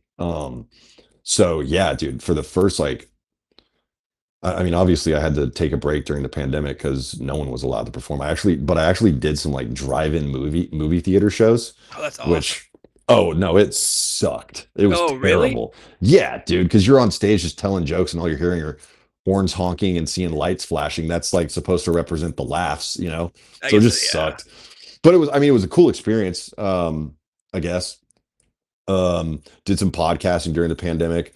And then like as soon as I was able to perform again, I started producing shows. I was at open mics like 5 nights a week. And if I wasn't performing, I was going to watch comedy, right? Like I became obsessed with it. It still am. Um, so yeah, just kept producing shows, kept doing open mics, and then got some really cool opportunities. Started building a platform online. Um, became really popular on TikTok, as a matter of fact. Um, and right when I started touring, I got like my entire TikTok account got nuked. Um, it was like a midterm election year, and I got like I got caught up in like I don't know if you're familiar with the Twitter files, but I was making fun of politicians primarily. And Okay. specifically, I was making fun of Joe Biden. I was making fun of Trump too, making fun of Ted Cruz, Nancy Pelosi, all these people, right? But these videos were going like crazy viral, like 30 million views for every video. It was insane, dude. And so I ended up getting nuked and had to start rebuilding. And that's when I turned my attention to Instagram and YouTube. So then I start like messing with Instagram and YouTube, build up like a pretty solid following on both platforms, and then about 2 months ago, I started getting in some trouble for talking about Islam, which is crazy because I basically built like this massive YouTube following talking about Christianity and making fun of religious cults, Mormonism, Catholicism, traditional Christianity, all this stuff. As soon as I opened my mouth about Islam, it was I got so many death threats. It was insane, dude. I got canceled. I got thrown off a comedy festival in New York because they were like, "This is Islamophobic. You can't talk about this." And I was like, I'm just joking around. What are you talking about?" So yeah, I ended up filming. When I got canceled, um, the first time, or I guess this was the second time because I got canceled off of TikTok and then got canceled primarily in New York. I decided to go film a documentary about Islam in Dearborn, Michigan, which is like the largest Muslim majority city in America. Went Mm, out there, filmed a documentary with my buddy Gary Fowl, Street Gonzo, and that was very, very successful. Like yeah. it's the first thing I'd ever tried like that. Had a blast doing it. Very like a journalistic project. Um, Very successful, blew up. We got like 10 million views across platforms. It was crazy, dude. And then shortly after that is when I lost my Instagram account. Um, so that got nuked. Dude. So I'd lost TikTok. I got canceled for talking about Islam, made this documentary, and then got my one of my biggest platforms taken away, and that was like 2 months ago. So now I'm rebuilding my Instagram account. Fortunately, I still have a great YouTube following, so I'm like focused on that as well. And we're actually Gary and I are working on another documentary right now about kratom, and that one's going to be interesting, man. I've only posted like one like snippet, like teaser type video about the documentary, and the comments just instantly blew up about like basically calling me irresponsible for saying that kratom potentially could be dangerous. Yeah. First of all, I will say the Dearborn, Michigan video was awesome. I definitely watched that. Uh, I was aware of Street Gonzo only because, like, over a year ago, I posted on Instagram. I've had two reels in my life pop off. One of them, Tommy Lee from Motley Crue reposted. It was me talking about how, rock and roll nowadays. It was when Dave Grohl got some girl pregnant that wasn't his wife, and Perry Farrell from Jane's Addiction got into a fight with Dave Navarro on stage, kind of all in like the same week. Hmm. So I was talking about on the live stream, this is a good thing for rock and roll, but why is it still the old guys who are being rock and roll? Why are there no young kids picking up the mantle, punching their guitar players, cheating on their wives? This is what Yeah. rock and roll is. So Tommy Lee reposted it and then it went around everywhere and Street Gonzo commented on it. I can't remember what he said, but he commented on it, and I just the name Street Gonzo I thought was cool, and so I was like, oh, I'm just gonna follow this because it's a cool name. I'm like simple like that. That's why I came up with like a goofy name for the channel, just because I'm like, oh, if other people are like me, they'll just see a name that they think is cool and click on it. Disco acid. Hell yeah. Yeah, yeah. I just literally was just stringing cool words together. So I was familiar with him, so I thought it was awesome seeing the video, the Dearborn, Michigan video. Kratom almost has this kind of remember when weed legalization was like a trending topic and the weed Yeah. defenders were like fucking they were dude, Bonkers. they would kill you over some weed, dude. It was crazy. If you said anything Yeah. negative about weed, that's kind of what Kratom's getting. And it's like, Yeah. It has a cult following, dude. They yeah, tried to they tried to ban it in 2016. So there's like federal legislation. They were going to do some shit at the federal level to ban it, which I don't think should happen, by the way. I And I remember think that because I was trying to quit heroin with kratom at the time, and I heard about this and was like, "Well, I'm just gonna start doing heroin again." So yeah, I remember that one. it's way better. Why not? But yeah, I mean, they didn't end up doing anything because there was such a public outcry about it, Mhm. which is crazy, dude. So yeah, I mean, there's definitely some like there's a rabid fan base for kratom, which I didn't really know when I started planning this project with Gary. I just thought it was something cool to look into because I don't think it should be regulated. I don't think it should be illegal. I think people should be able to do it if they want to, just like any other drug, in my opinion. Like eliminate the black market for Yeah, fuck's sake, you know. yeah, But anyways, so I'm not out to say that kratom is a bad thing. I think that there's abuse potential, but then you get these people in the comments that are like, kratom and 7-O are not the same thing. I know, dude. I I know how to make meth. I know how to make 7-O from kratom. I understand it's not the same thing, but whether you're taking the powdered leaf form or the extract form, you still have abuse potential. yeah, And these people are just losing their minds over that. I'm like, dude, I'm at a rehab talking to a doctor who is explaining to me 7-O is a big problem, but I also have patients coming in for detox who are taking like 30 capsules of the actual leaf powder per day and can't get off.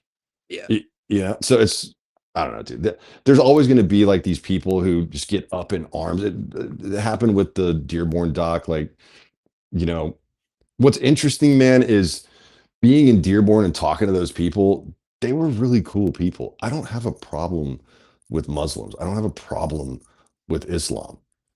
I really don't.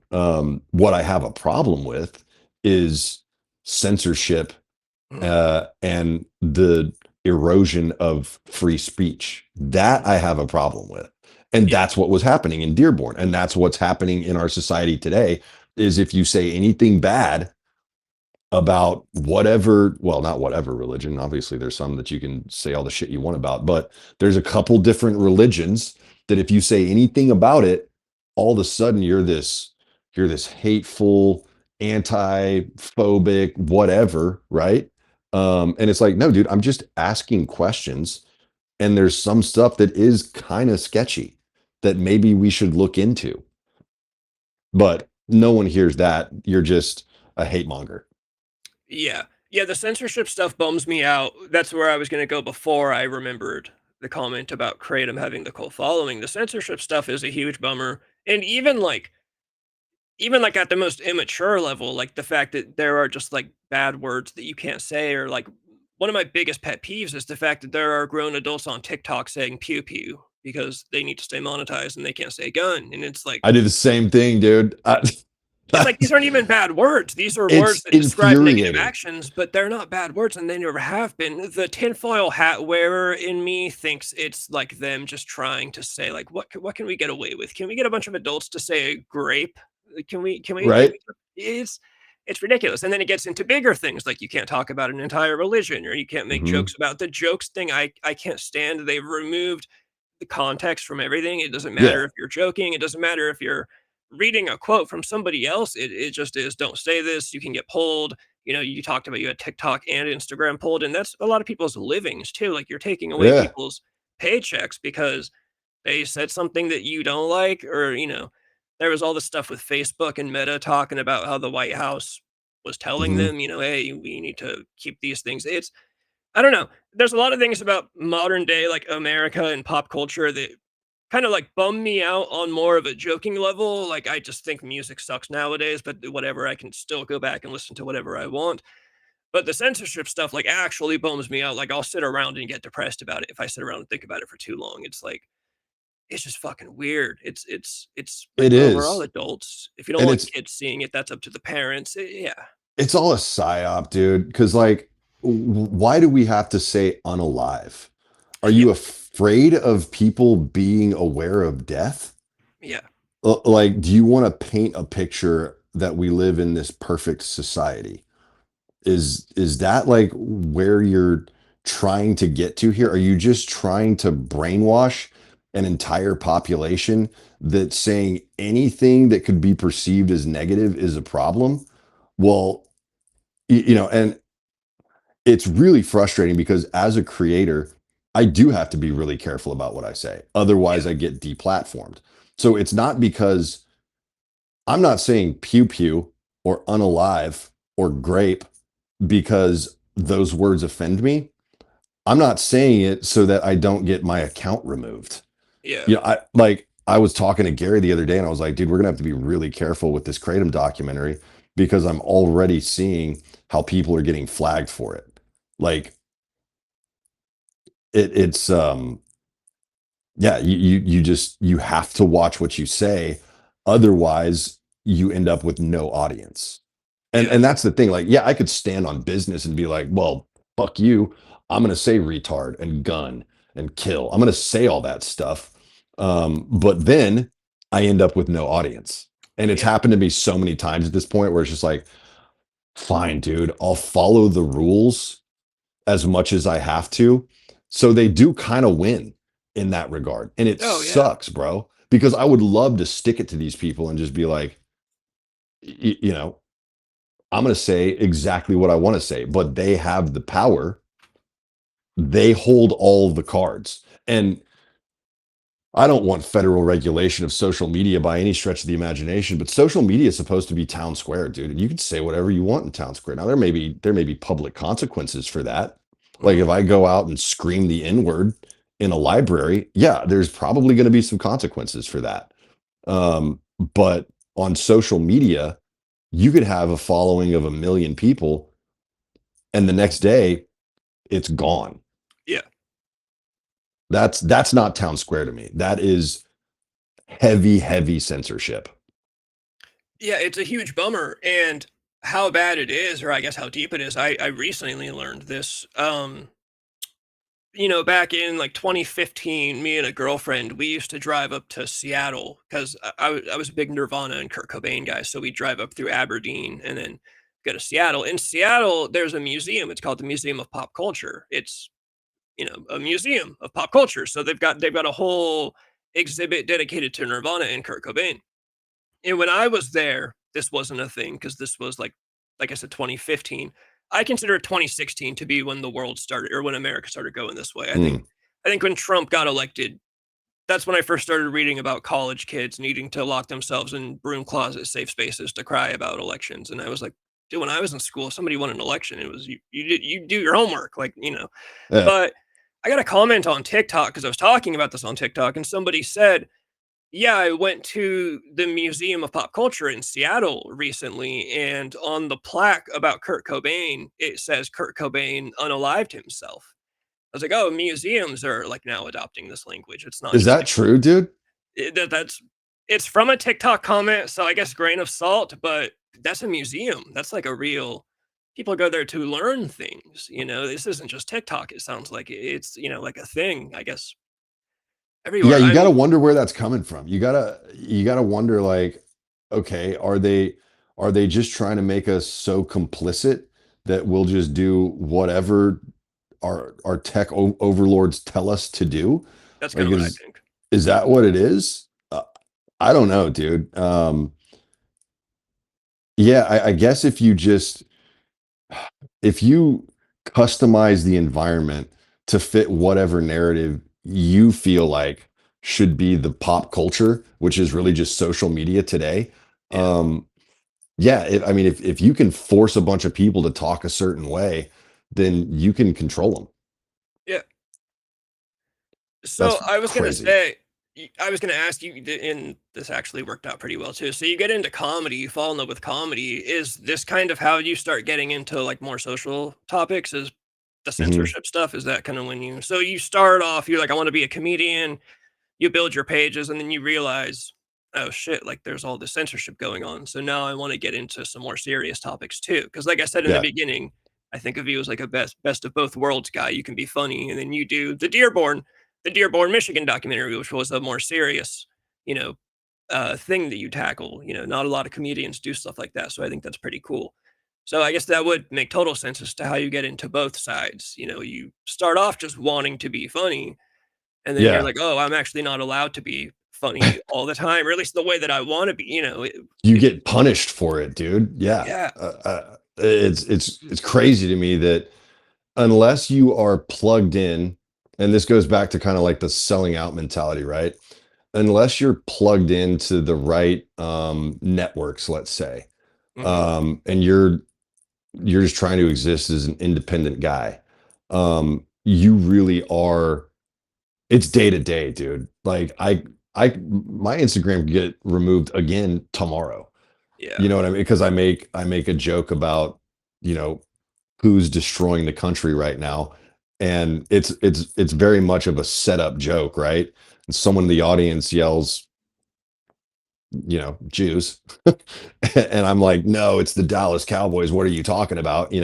So it's like this surprise joke. But yeah, I mean, I got a bunch of people that are pissed off about that. So yeah, you can lose it all as an independent person at any given point. So I'm not plugged into those networks, and maybe at some point I will be, but I want to be able to say what I want to say. I would yeah. love to have the protection of knowing that they're not going to remove my account tomorrow. Um, but I don't know if I'm willing to sacrifice being able to like speak my mind, even though I am censoring myself with unalive and pew pew. At least I can still say what I want to say at this point. Yeah, dude, yeah, it really fucking just makes me sad. It's kinda like you really can't be, like, 110% the way you wanna be until once you at a certain level, I think, like, I don't know, just the biggest commentator you can think of, that if they did lose their shit tomorrow, people would follow them to a new, if they had to, oh, YouTube erased us, but now we're on Twitter, people would follow them over there. But that's hard to get anyone to go from. When I first started Disco Acid Cult on Instagram, there was no TV, and it was kind of a true crime slash comedy thing where I would do like we would do tournaments. That was one thing I do where it'd be like Jeffrey Dahmer versus Richard Ramirez. Who would win in a fist fight? No shoes, no shirts. And then also a lot of Manson stuff, which got me into trouble a lot on Instagram because Manson has the thing on his forehead, you know. Right. And it's just Manson in general. So I got a lot of flags for I would assume that the account got me put on some list because it would flag me as, like, promoting violent extremism or something. I'm like, "Oh, that sounds Yeah. kinda bad. Maybe they're not happy about that," but I got almost up to 10,000 followers on there before Instagram. They do this thing where they will turn off your ability to be discovered by new people, Right. which is basically death because people Yes. unfollow you lose a couple followers every day, but then usually you wanna gain more. So once that happens, it's basically death. They turned it off. They didn't tell me for how long. It turned out it was 6 months, but I didn't wait. I just decided, "You know what? Fuck it. I'm gonna make the YouTube channel because that's what I actually wanna do." And from those 10,000 people, dude, I probably got, like, 10 people to come over and subscribe to YouTube. So I Yeah. know that, like, cross-platform is, like, a super hard job. It's So almost non-existent, dude. That's why you blow up on TikTok. It means nothing on any of the other platforms because they're not going to follow you over unless Matt Rife had a lot of success with it. He oh, definitely yeah. did. But Yeah. but that's what I mean. That's an example of someone who, like, he hit a level to where he could lose his YouTube channel and then say, "Hey, guys, it got deleted. Come over to my TikTok," and there would be an audience that would come over to another platform. Yeah, But yeah. I mean, but if he definitely is at that level now. But I mean, even Matt Rife, dude, he got his Instagram deleted multiple times and had to have his agents and his staff like go and get it back. I mean, it was before he was huge. You could say that someone like Matt Rife right now maybe is untouchable, but even he talked about, dude, that he had a conversation with the higher ups at TikTok about his TikTok account. He's like, I've got millions of followers on here, and my stand-up videos are getting like tens of thousands of views. Why am I not reaching my audience? And they're like, oh, because we're just really not promoting stand-up anymore. And he was like, okay, well, why not? And they were like, well, it's just not really the content we want. You could do dances. And Matt Rife literally told the TikTok higher ups, I would rather unalive myself than do dances on TikTok. So Matt Rife is someone that I would like kind of consider untouchable, but even he's subject to it, dude. He is subject to the will of the technocratic overlords and the algorithm gods. It's just insane what we're living in right now. And the funniest part of that you said is that he was asking them, "Why is my audience not seeing me?" So why are the people who already follow him like, "Oh, Mhm. you're not promoting stand up, that's fine, but these people already follow me, so just Yeah. show them the shit," you know? And I complain about that all the time too, even on my tiny Instagram. I think it's like 800 followers basically, but like 20 people will watch a story, and I'm like, at first I was like, oh, maybe that's just because I suck. But then the way that I actually kind of thought of it was Riley Reed. Okay, Riley Reed has an Instagram with like over 2 million followers. I went and I looked at a post. I found the most bare ass Riley Reed post I could find. There was like 100,000 likes on it. And I was like, Yeah. there's no way only 100,000 out of 2 million Riley Reed followers are liking a picture of her ass. They're not seeing it. They're not seeing you. You Right. don't see the stuff from the people that you follow. So they even control that much. Like you can try to Mhm. follow somebody as much as you want, but if they don't want to show it to you, they will not show it to you. And they Yeah. have that power. Oh, dude, yeah, like my old Instagram, I mean, I had over 50,000 followers, dude. I would post a video that fit into what the algorithm wanted to show my audience, and it would pop off for sure, and a lot of my followers would actually see it. But then I'd post another type of clip that didn't necessarily fit into the algorithm, and literally with however many, I think it was like 53,000 followers, I could maybe get 1,000 or 2,000 views Yeah. out of that many. I mean, that's insane. That definitely tells you that they are just burying you, not just not just in the algorithm in general, but among your own followers. Yeah. That's crazy. It is a control mechanism. It's a way to essentially keep us in line and do exactly what they want us to do and say exactly what they want us to do, because there's nothing like the dopamine hit. Well, there's a lot of things like the dopamine hit, but the dopamine hit that you get from having a video go viral on Yeah. social media is so insane. Like the feeling of satisfaction when one of your videos gets 1 million views.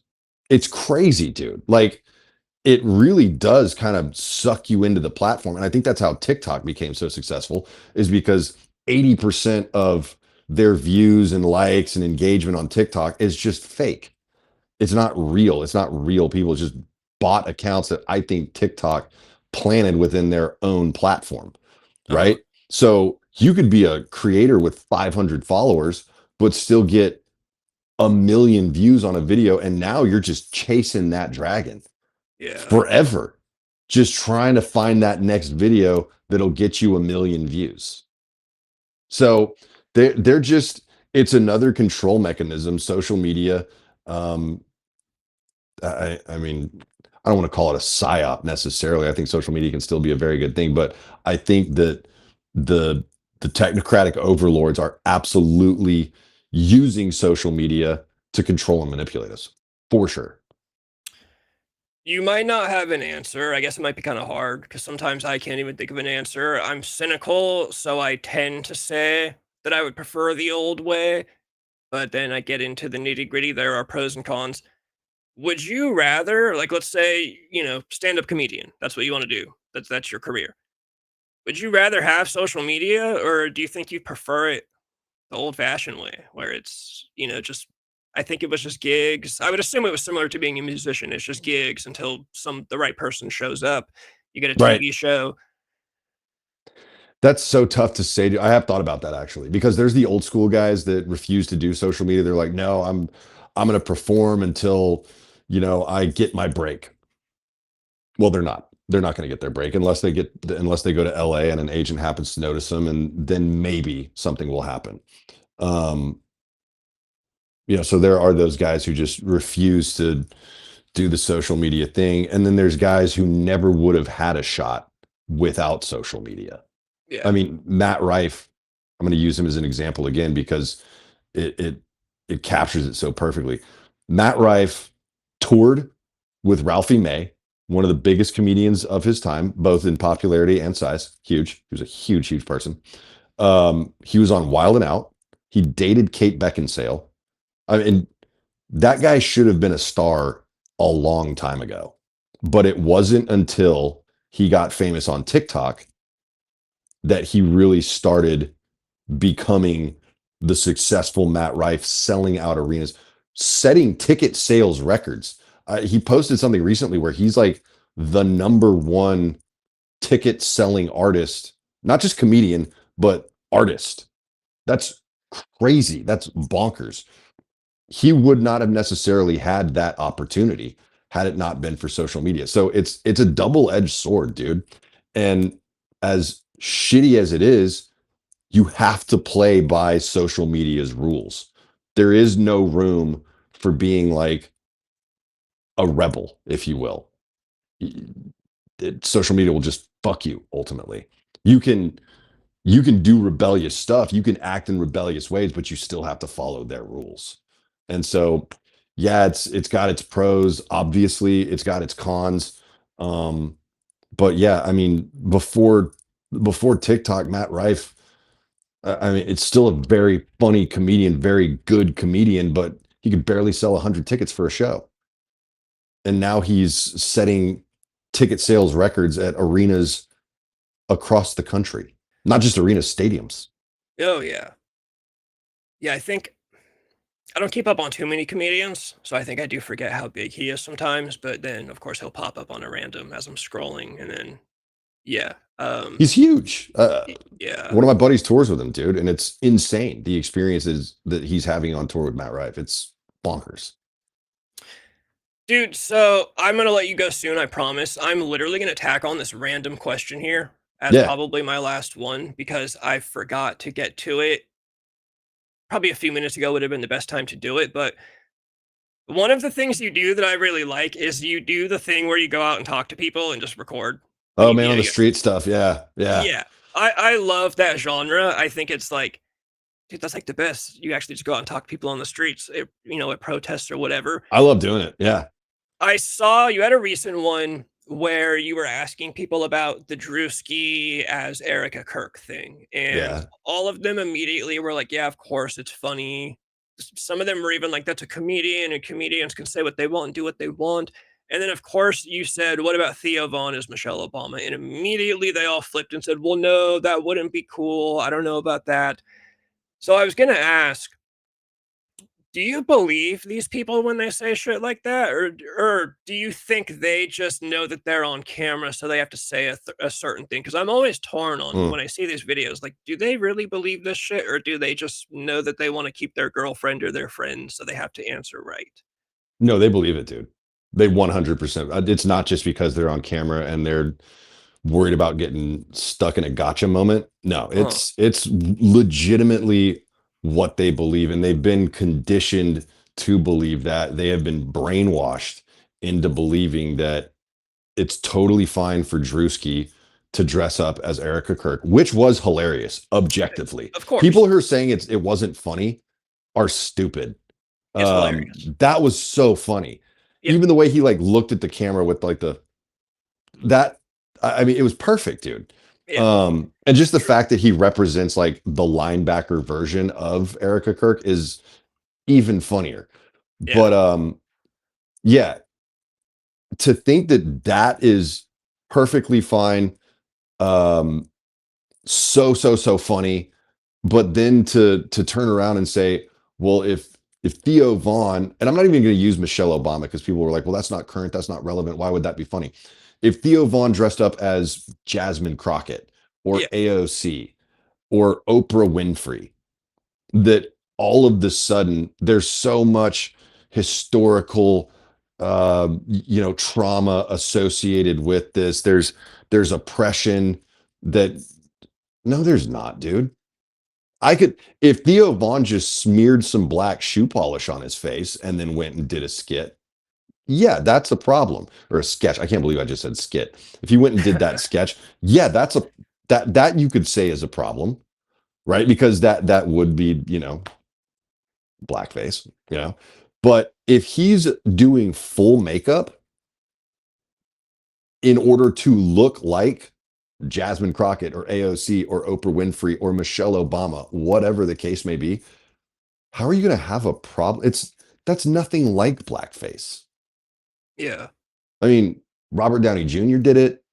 Yeah. Jimmy Kimmel's done it. Jamie Kennedy's he had a sketch where he dressed up as a black judge. The judge, which was Yep. hilarious too. That was so funny. And people will say though, that's not funny. That is not funny. Well, it is absolutely as funny as Drewski dressing up as Erica Kirk.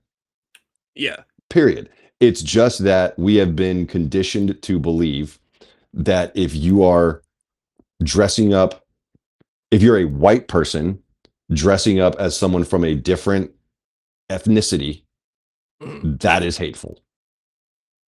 I always wondered if these, that's what I always wonder if people believe these things or not. And I'm sure you can relate to this too, because I have, dude, so many friends that like I went to high school with or that I knew back in the day that said horrendous, foul things for the sake of being funny, which by the way were hilarious. I really have no limits. Like I might be more extreme when it comes to like comedy than I guess a normal person. Like I honestly wouldn't care if Theo Vaughn just smeared black shoe polish on his face. I would be honest if I thought it was funny or not, depending on what he was doing. Sure. But there's quite literally nothing in the world that offends me when it comes to people making jokes or talking or whatever. But the fact that I had all these friends that all said these horrendous things and made all these jokes and laughed at things like Jimmy Kimmel in blackface and Jamie Kennedy in blackface, and then one day it was like I woke up and they were all just like, no, none of that's funny. I would never act like that in my life. I would never talk like that. Like I have friends that also like make videos and live stream, and I'm like, I could hijack your entire career in your comment sections if I came out and talked about the things that I remember you doing in a garage on a Friday night junior year. And so I'm always like, do my old friends actually believe all this stuff, or like what Yeah, is it? dude, they really do. They really do. And it's because they've been conditioned, they've been brainwashed, um, and they have been told that this is now offensive. Yeah. It's no longer cool because it fits our narrative. It fits the narrative that we are trying to push. And here's the thing, dude, it all comes down to special interest groups and lobbyists, foreign entities to a degree, and whatever that top layer of the elite is, right? That's actually running things behind the scenes. They're the ones that decide what's going to be the hot button issue, what is now offensive. Dude, the whole trans movement, that has nothing to do with a marginalized group of people. That has everything to do with they won the fight with gay rights, which good. That's great, dude. I have Yeah. no problem with gay people.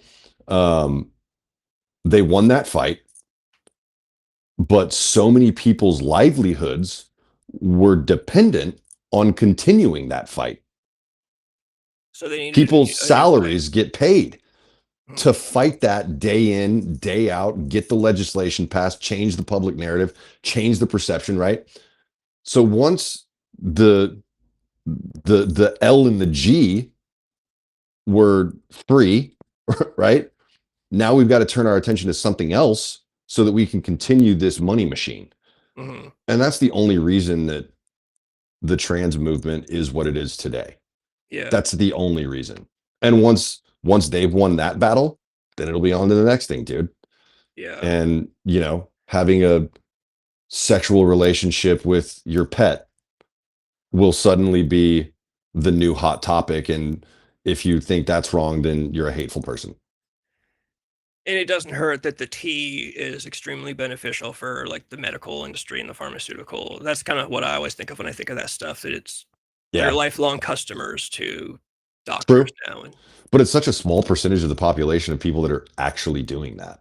yeah, yeah, But I think also, putting an entire generation on, hormones makes them a lot easier to control down the road. oh yeah, yeah, You know, that's yeah, that might be a black pill perspective, but yeah, I mean, that's kind of the way that I see it. I think there's just money involved, and there's this desire for absolute control. yeah, that is maybe the biggest bummer to me about it is that, like I was saying, me and my old friends, we were all the rebels back in the day, and now I'm always like, dude, can you guys not see that you're kind of just being used here by like people that are making money and doing bigger things, but now you just don't see it anymore. Yeah. Well, and that's part of the problem in our society today is everyone is either a liberal or a conservative. They're either a Democrat or Republican. Well, that's not reality at all, Yeah, dude. yeah, no, Uh, I mean, we look at the two-party system today, and it's just like this is so fucked. yeah, it's a mess. Tr- Trump is a joke, Yeah, but you still have these people who are going to defend him to their unaliving breath hmm, because that was supposed to be the guy. Well, no, he's bought and paid for just like everybody else, dude. So politics are all fake. All of that yeah, shit's fake. Um, two there the two-party system is a joke. And it really is just a mechanism to divide and radicalize people. yeah. And if you have a divided and radicalized society, once again, that's a lot easier to control, dude. Yeah, I totally agree. We were just talking about on the stream. My brother, who's a Gen Zer, he's like, dude, there is no culture war unless you buy into it. But if everybody would just quit buying into it, there could easily be no culture war that everyone likes to talk about. But because everyone buys Yeah. into all of it, there is, and it's super unfortunate. R- Racism is social engineering. Yeah, That's all, dude. If we could all realize that it's politicians who are the enemy, we'd be unstoppable. But instead, we've got people defending, Trump absolutely. I, I mean, it's a complete 180 that this guy has done. It's oh insane. yeah, yeah, Um, Stop defending him. Stop saying that Joe Biden is fit to serve. yeah, The guy clearly has dementia. I'm not saying he's a bad person, but I mean, if we could just recognize that these are the enemies, not each other, mhm. I mean, we could take over our country. Isn't that crazy? Yeah, it is totally true. It is totally true. The Trump thing, the 180, the Biden, the dementia, which again, like you said, not saying he's a bad person at all. Just, Nah, yeah. I mean, he is, but that's because he's a politician, dude, and Yeah. he showered with his granddaughter, whatever. Yeah. Yeah. I'm not a fan of any of them at this point, honestly. It sucks that, it's like, I'm supposed to vote between these people. I'm supposed to choose one of these They people. are the enemy. Yeah. Period, dude. They are the enemy. You do not hate politicians enough. You do not hate the media enough. And people really do bend over backwards. I love watching the kind of vanilla conservative YouTubers because I love seeing how they will defend Trump running on milk and eggs, and then the day he gets elected, never talks about milk and eggs anymore. And then I saw somebody say, "Oh, the milk and eggs was a metaphor," and I'm like, "It wasn't a metaphor. It was It was prices." not a metaphor, dude. That's Yeah, insane. Yeah, that like just being able. You know what's so funny, dude? Is remember those old bumper stickers back when Biden was still president that you could put on a gas pump because the price of gas was so high, and it was a picture of Biden pointing and saying, "I did that." yes, Did you yes, ever see those? yes. I just started seeing those for Trump now. Perfect.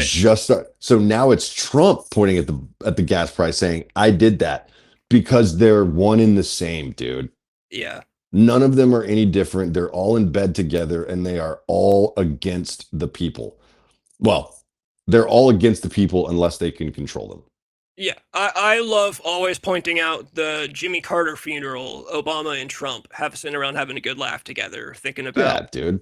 if I'm Obama and I really believe that this guy wants to see me in chains, I'm not sitting around cracking jokes with this guy. I'm sitting Hell around, no. yeah. No, they're yeah, it's It's yeah, all and of people it's all a facade, dude. It's literally a play that they're putting on, and we watch it and gobble it up and take it at face value as reality when it's not. I enjoy it the same way that I enjoy WWE. Sure, I enjoy watching the debates, like Trump versus Hillary, 2016, 2015, whatever. Dude, on par with, like, Stone Cold and The Rock WrestleMania for 17. sure. But as, like, a serious thing that I'm supposed to believe anything of, I'm like, "Oh, dude, this is" and all my friends, again, all of my old friends are on Facebook talking about, this, "Oh, we need Hillary, Hillary." And then my other friends are, "Oh, yeah, we need Trump." And I'm like, "Oh, I fucking hate you guys, dude. We're not friends anymore. I'm sorry." No, I would never cut off old friends. I'm not the one that cuts off old friends for politics, No, but dude. I'm still just Plenty of like, people dude, have cut me off. I would never cut anyone off, dude. It's like, yeah, we disagree, but only because you don't understand what I'm actually saying. I'm not saying I support Trump. The guy's a joke. yeah. Um, yeah, I mean the only one that I got like really upset about was like the Charlie Kirk thing. And it was more so because of what it represented to me. Yeah, That it was really was one. the death of free speech. Yeah.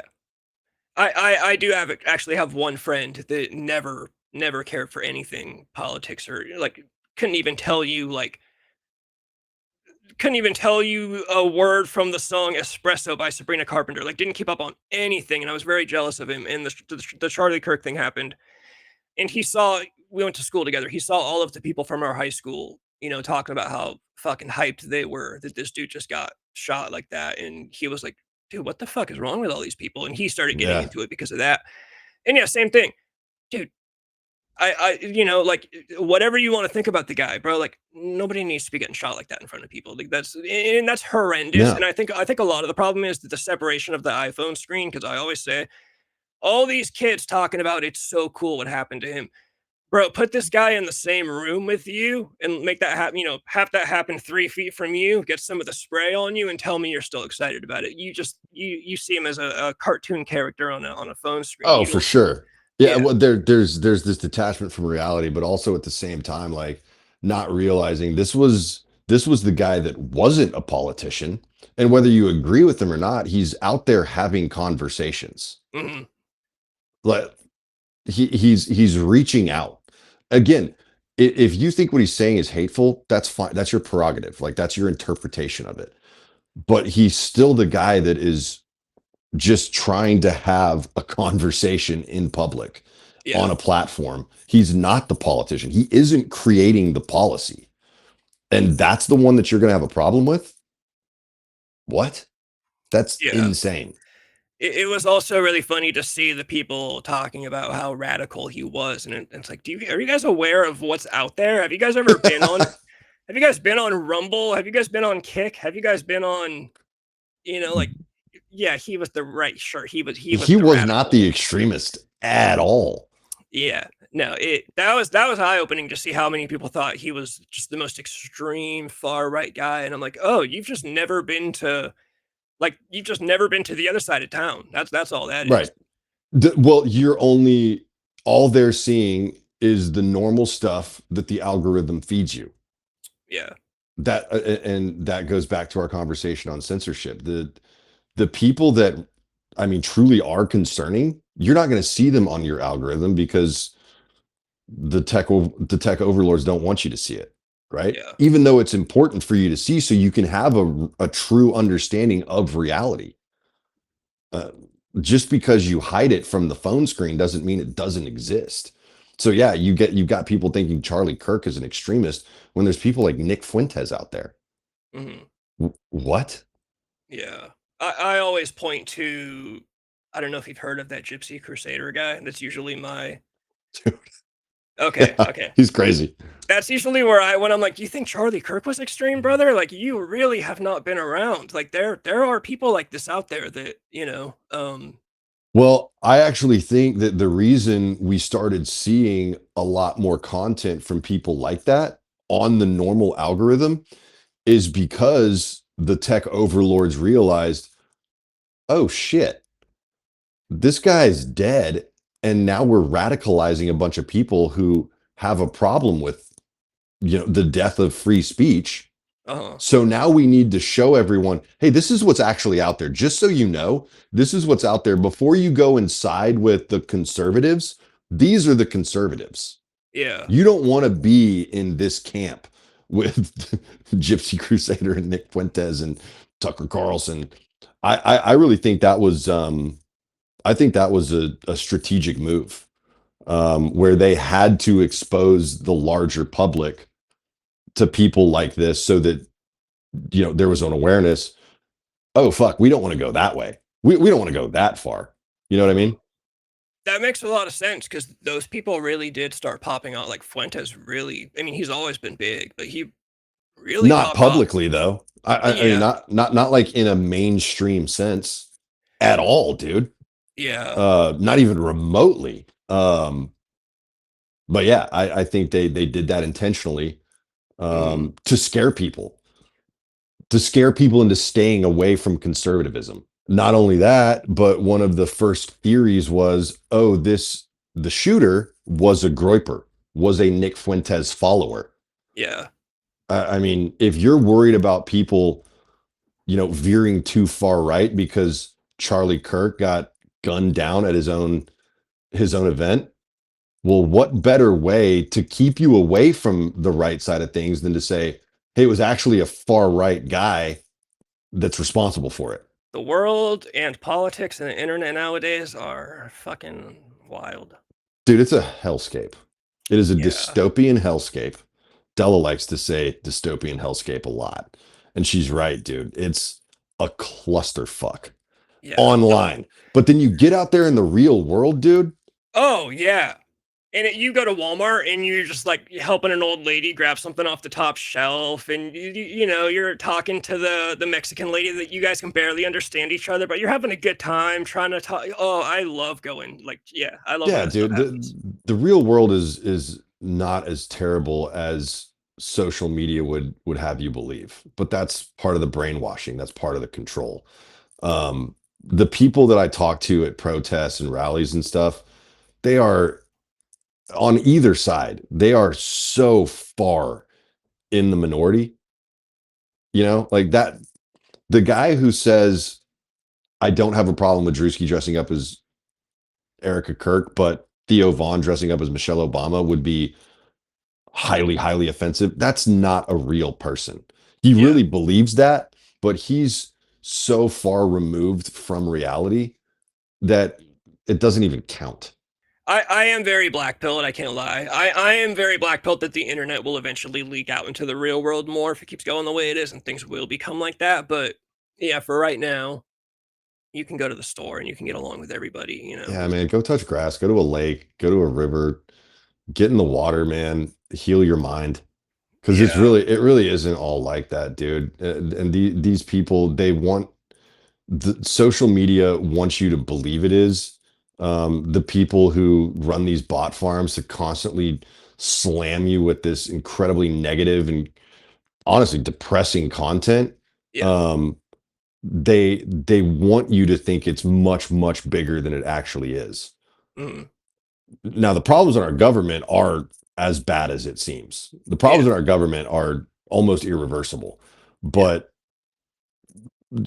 for normal people out there in the world, it's not like that at all. I think saying the real world is not as bad as the internet is the best, most positive message for me to drop this on, for me to end this on. Dude, it's been 2 hours and 11 minutes. I think when I messaged you, I said I will only take up an hour. So fucking dude, thank you for sticking around for the extra hour. I Oh really yeah, appreciate man. it. No, this has Um, been cool. I appreciate you, dude. Thank you very much for coming on, dude. This has been super cool. I really appreciate it. Hell yeah, dude. Thank you. There's more girls here than anywhere in the world, and we play rock and roll. All we do now, we don't like add in. Some clubs will play a little bit of rock and roll. We play only rock and roll. I like the girls that come here.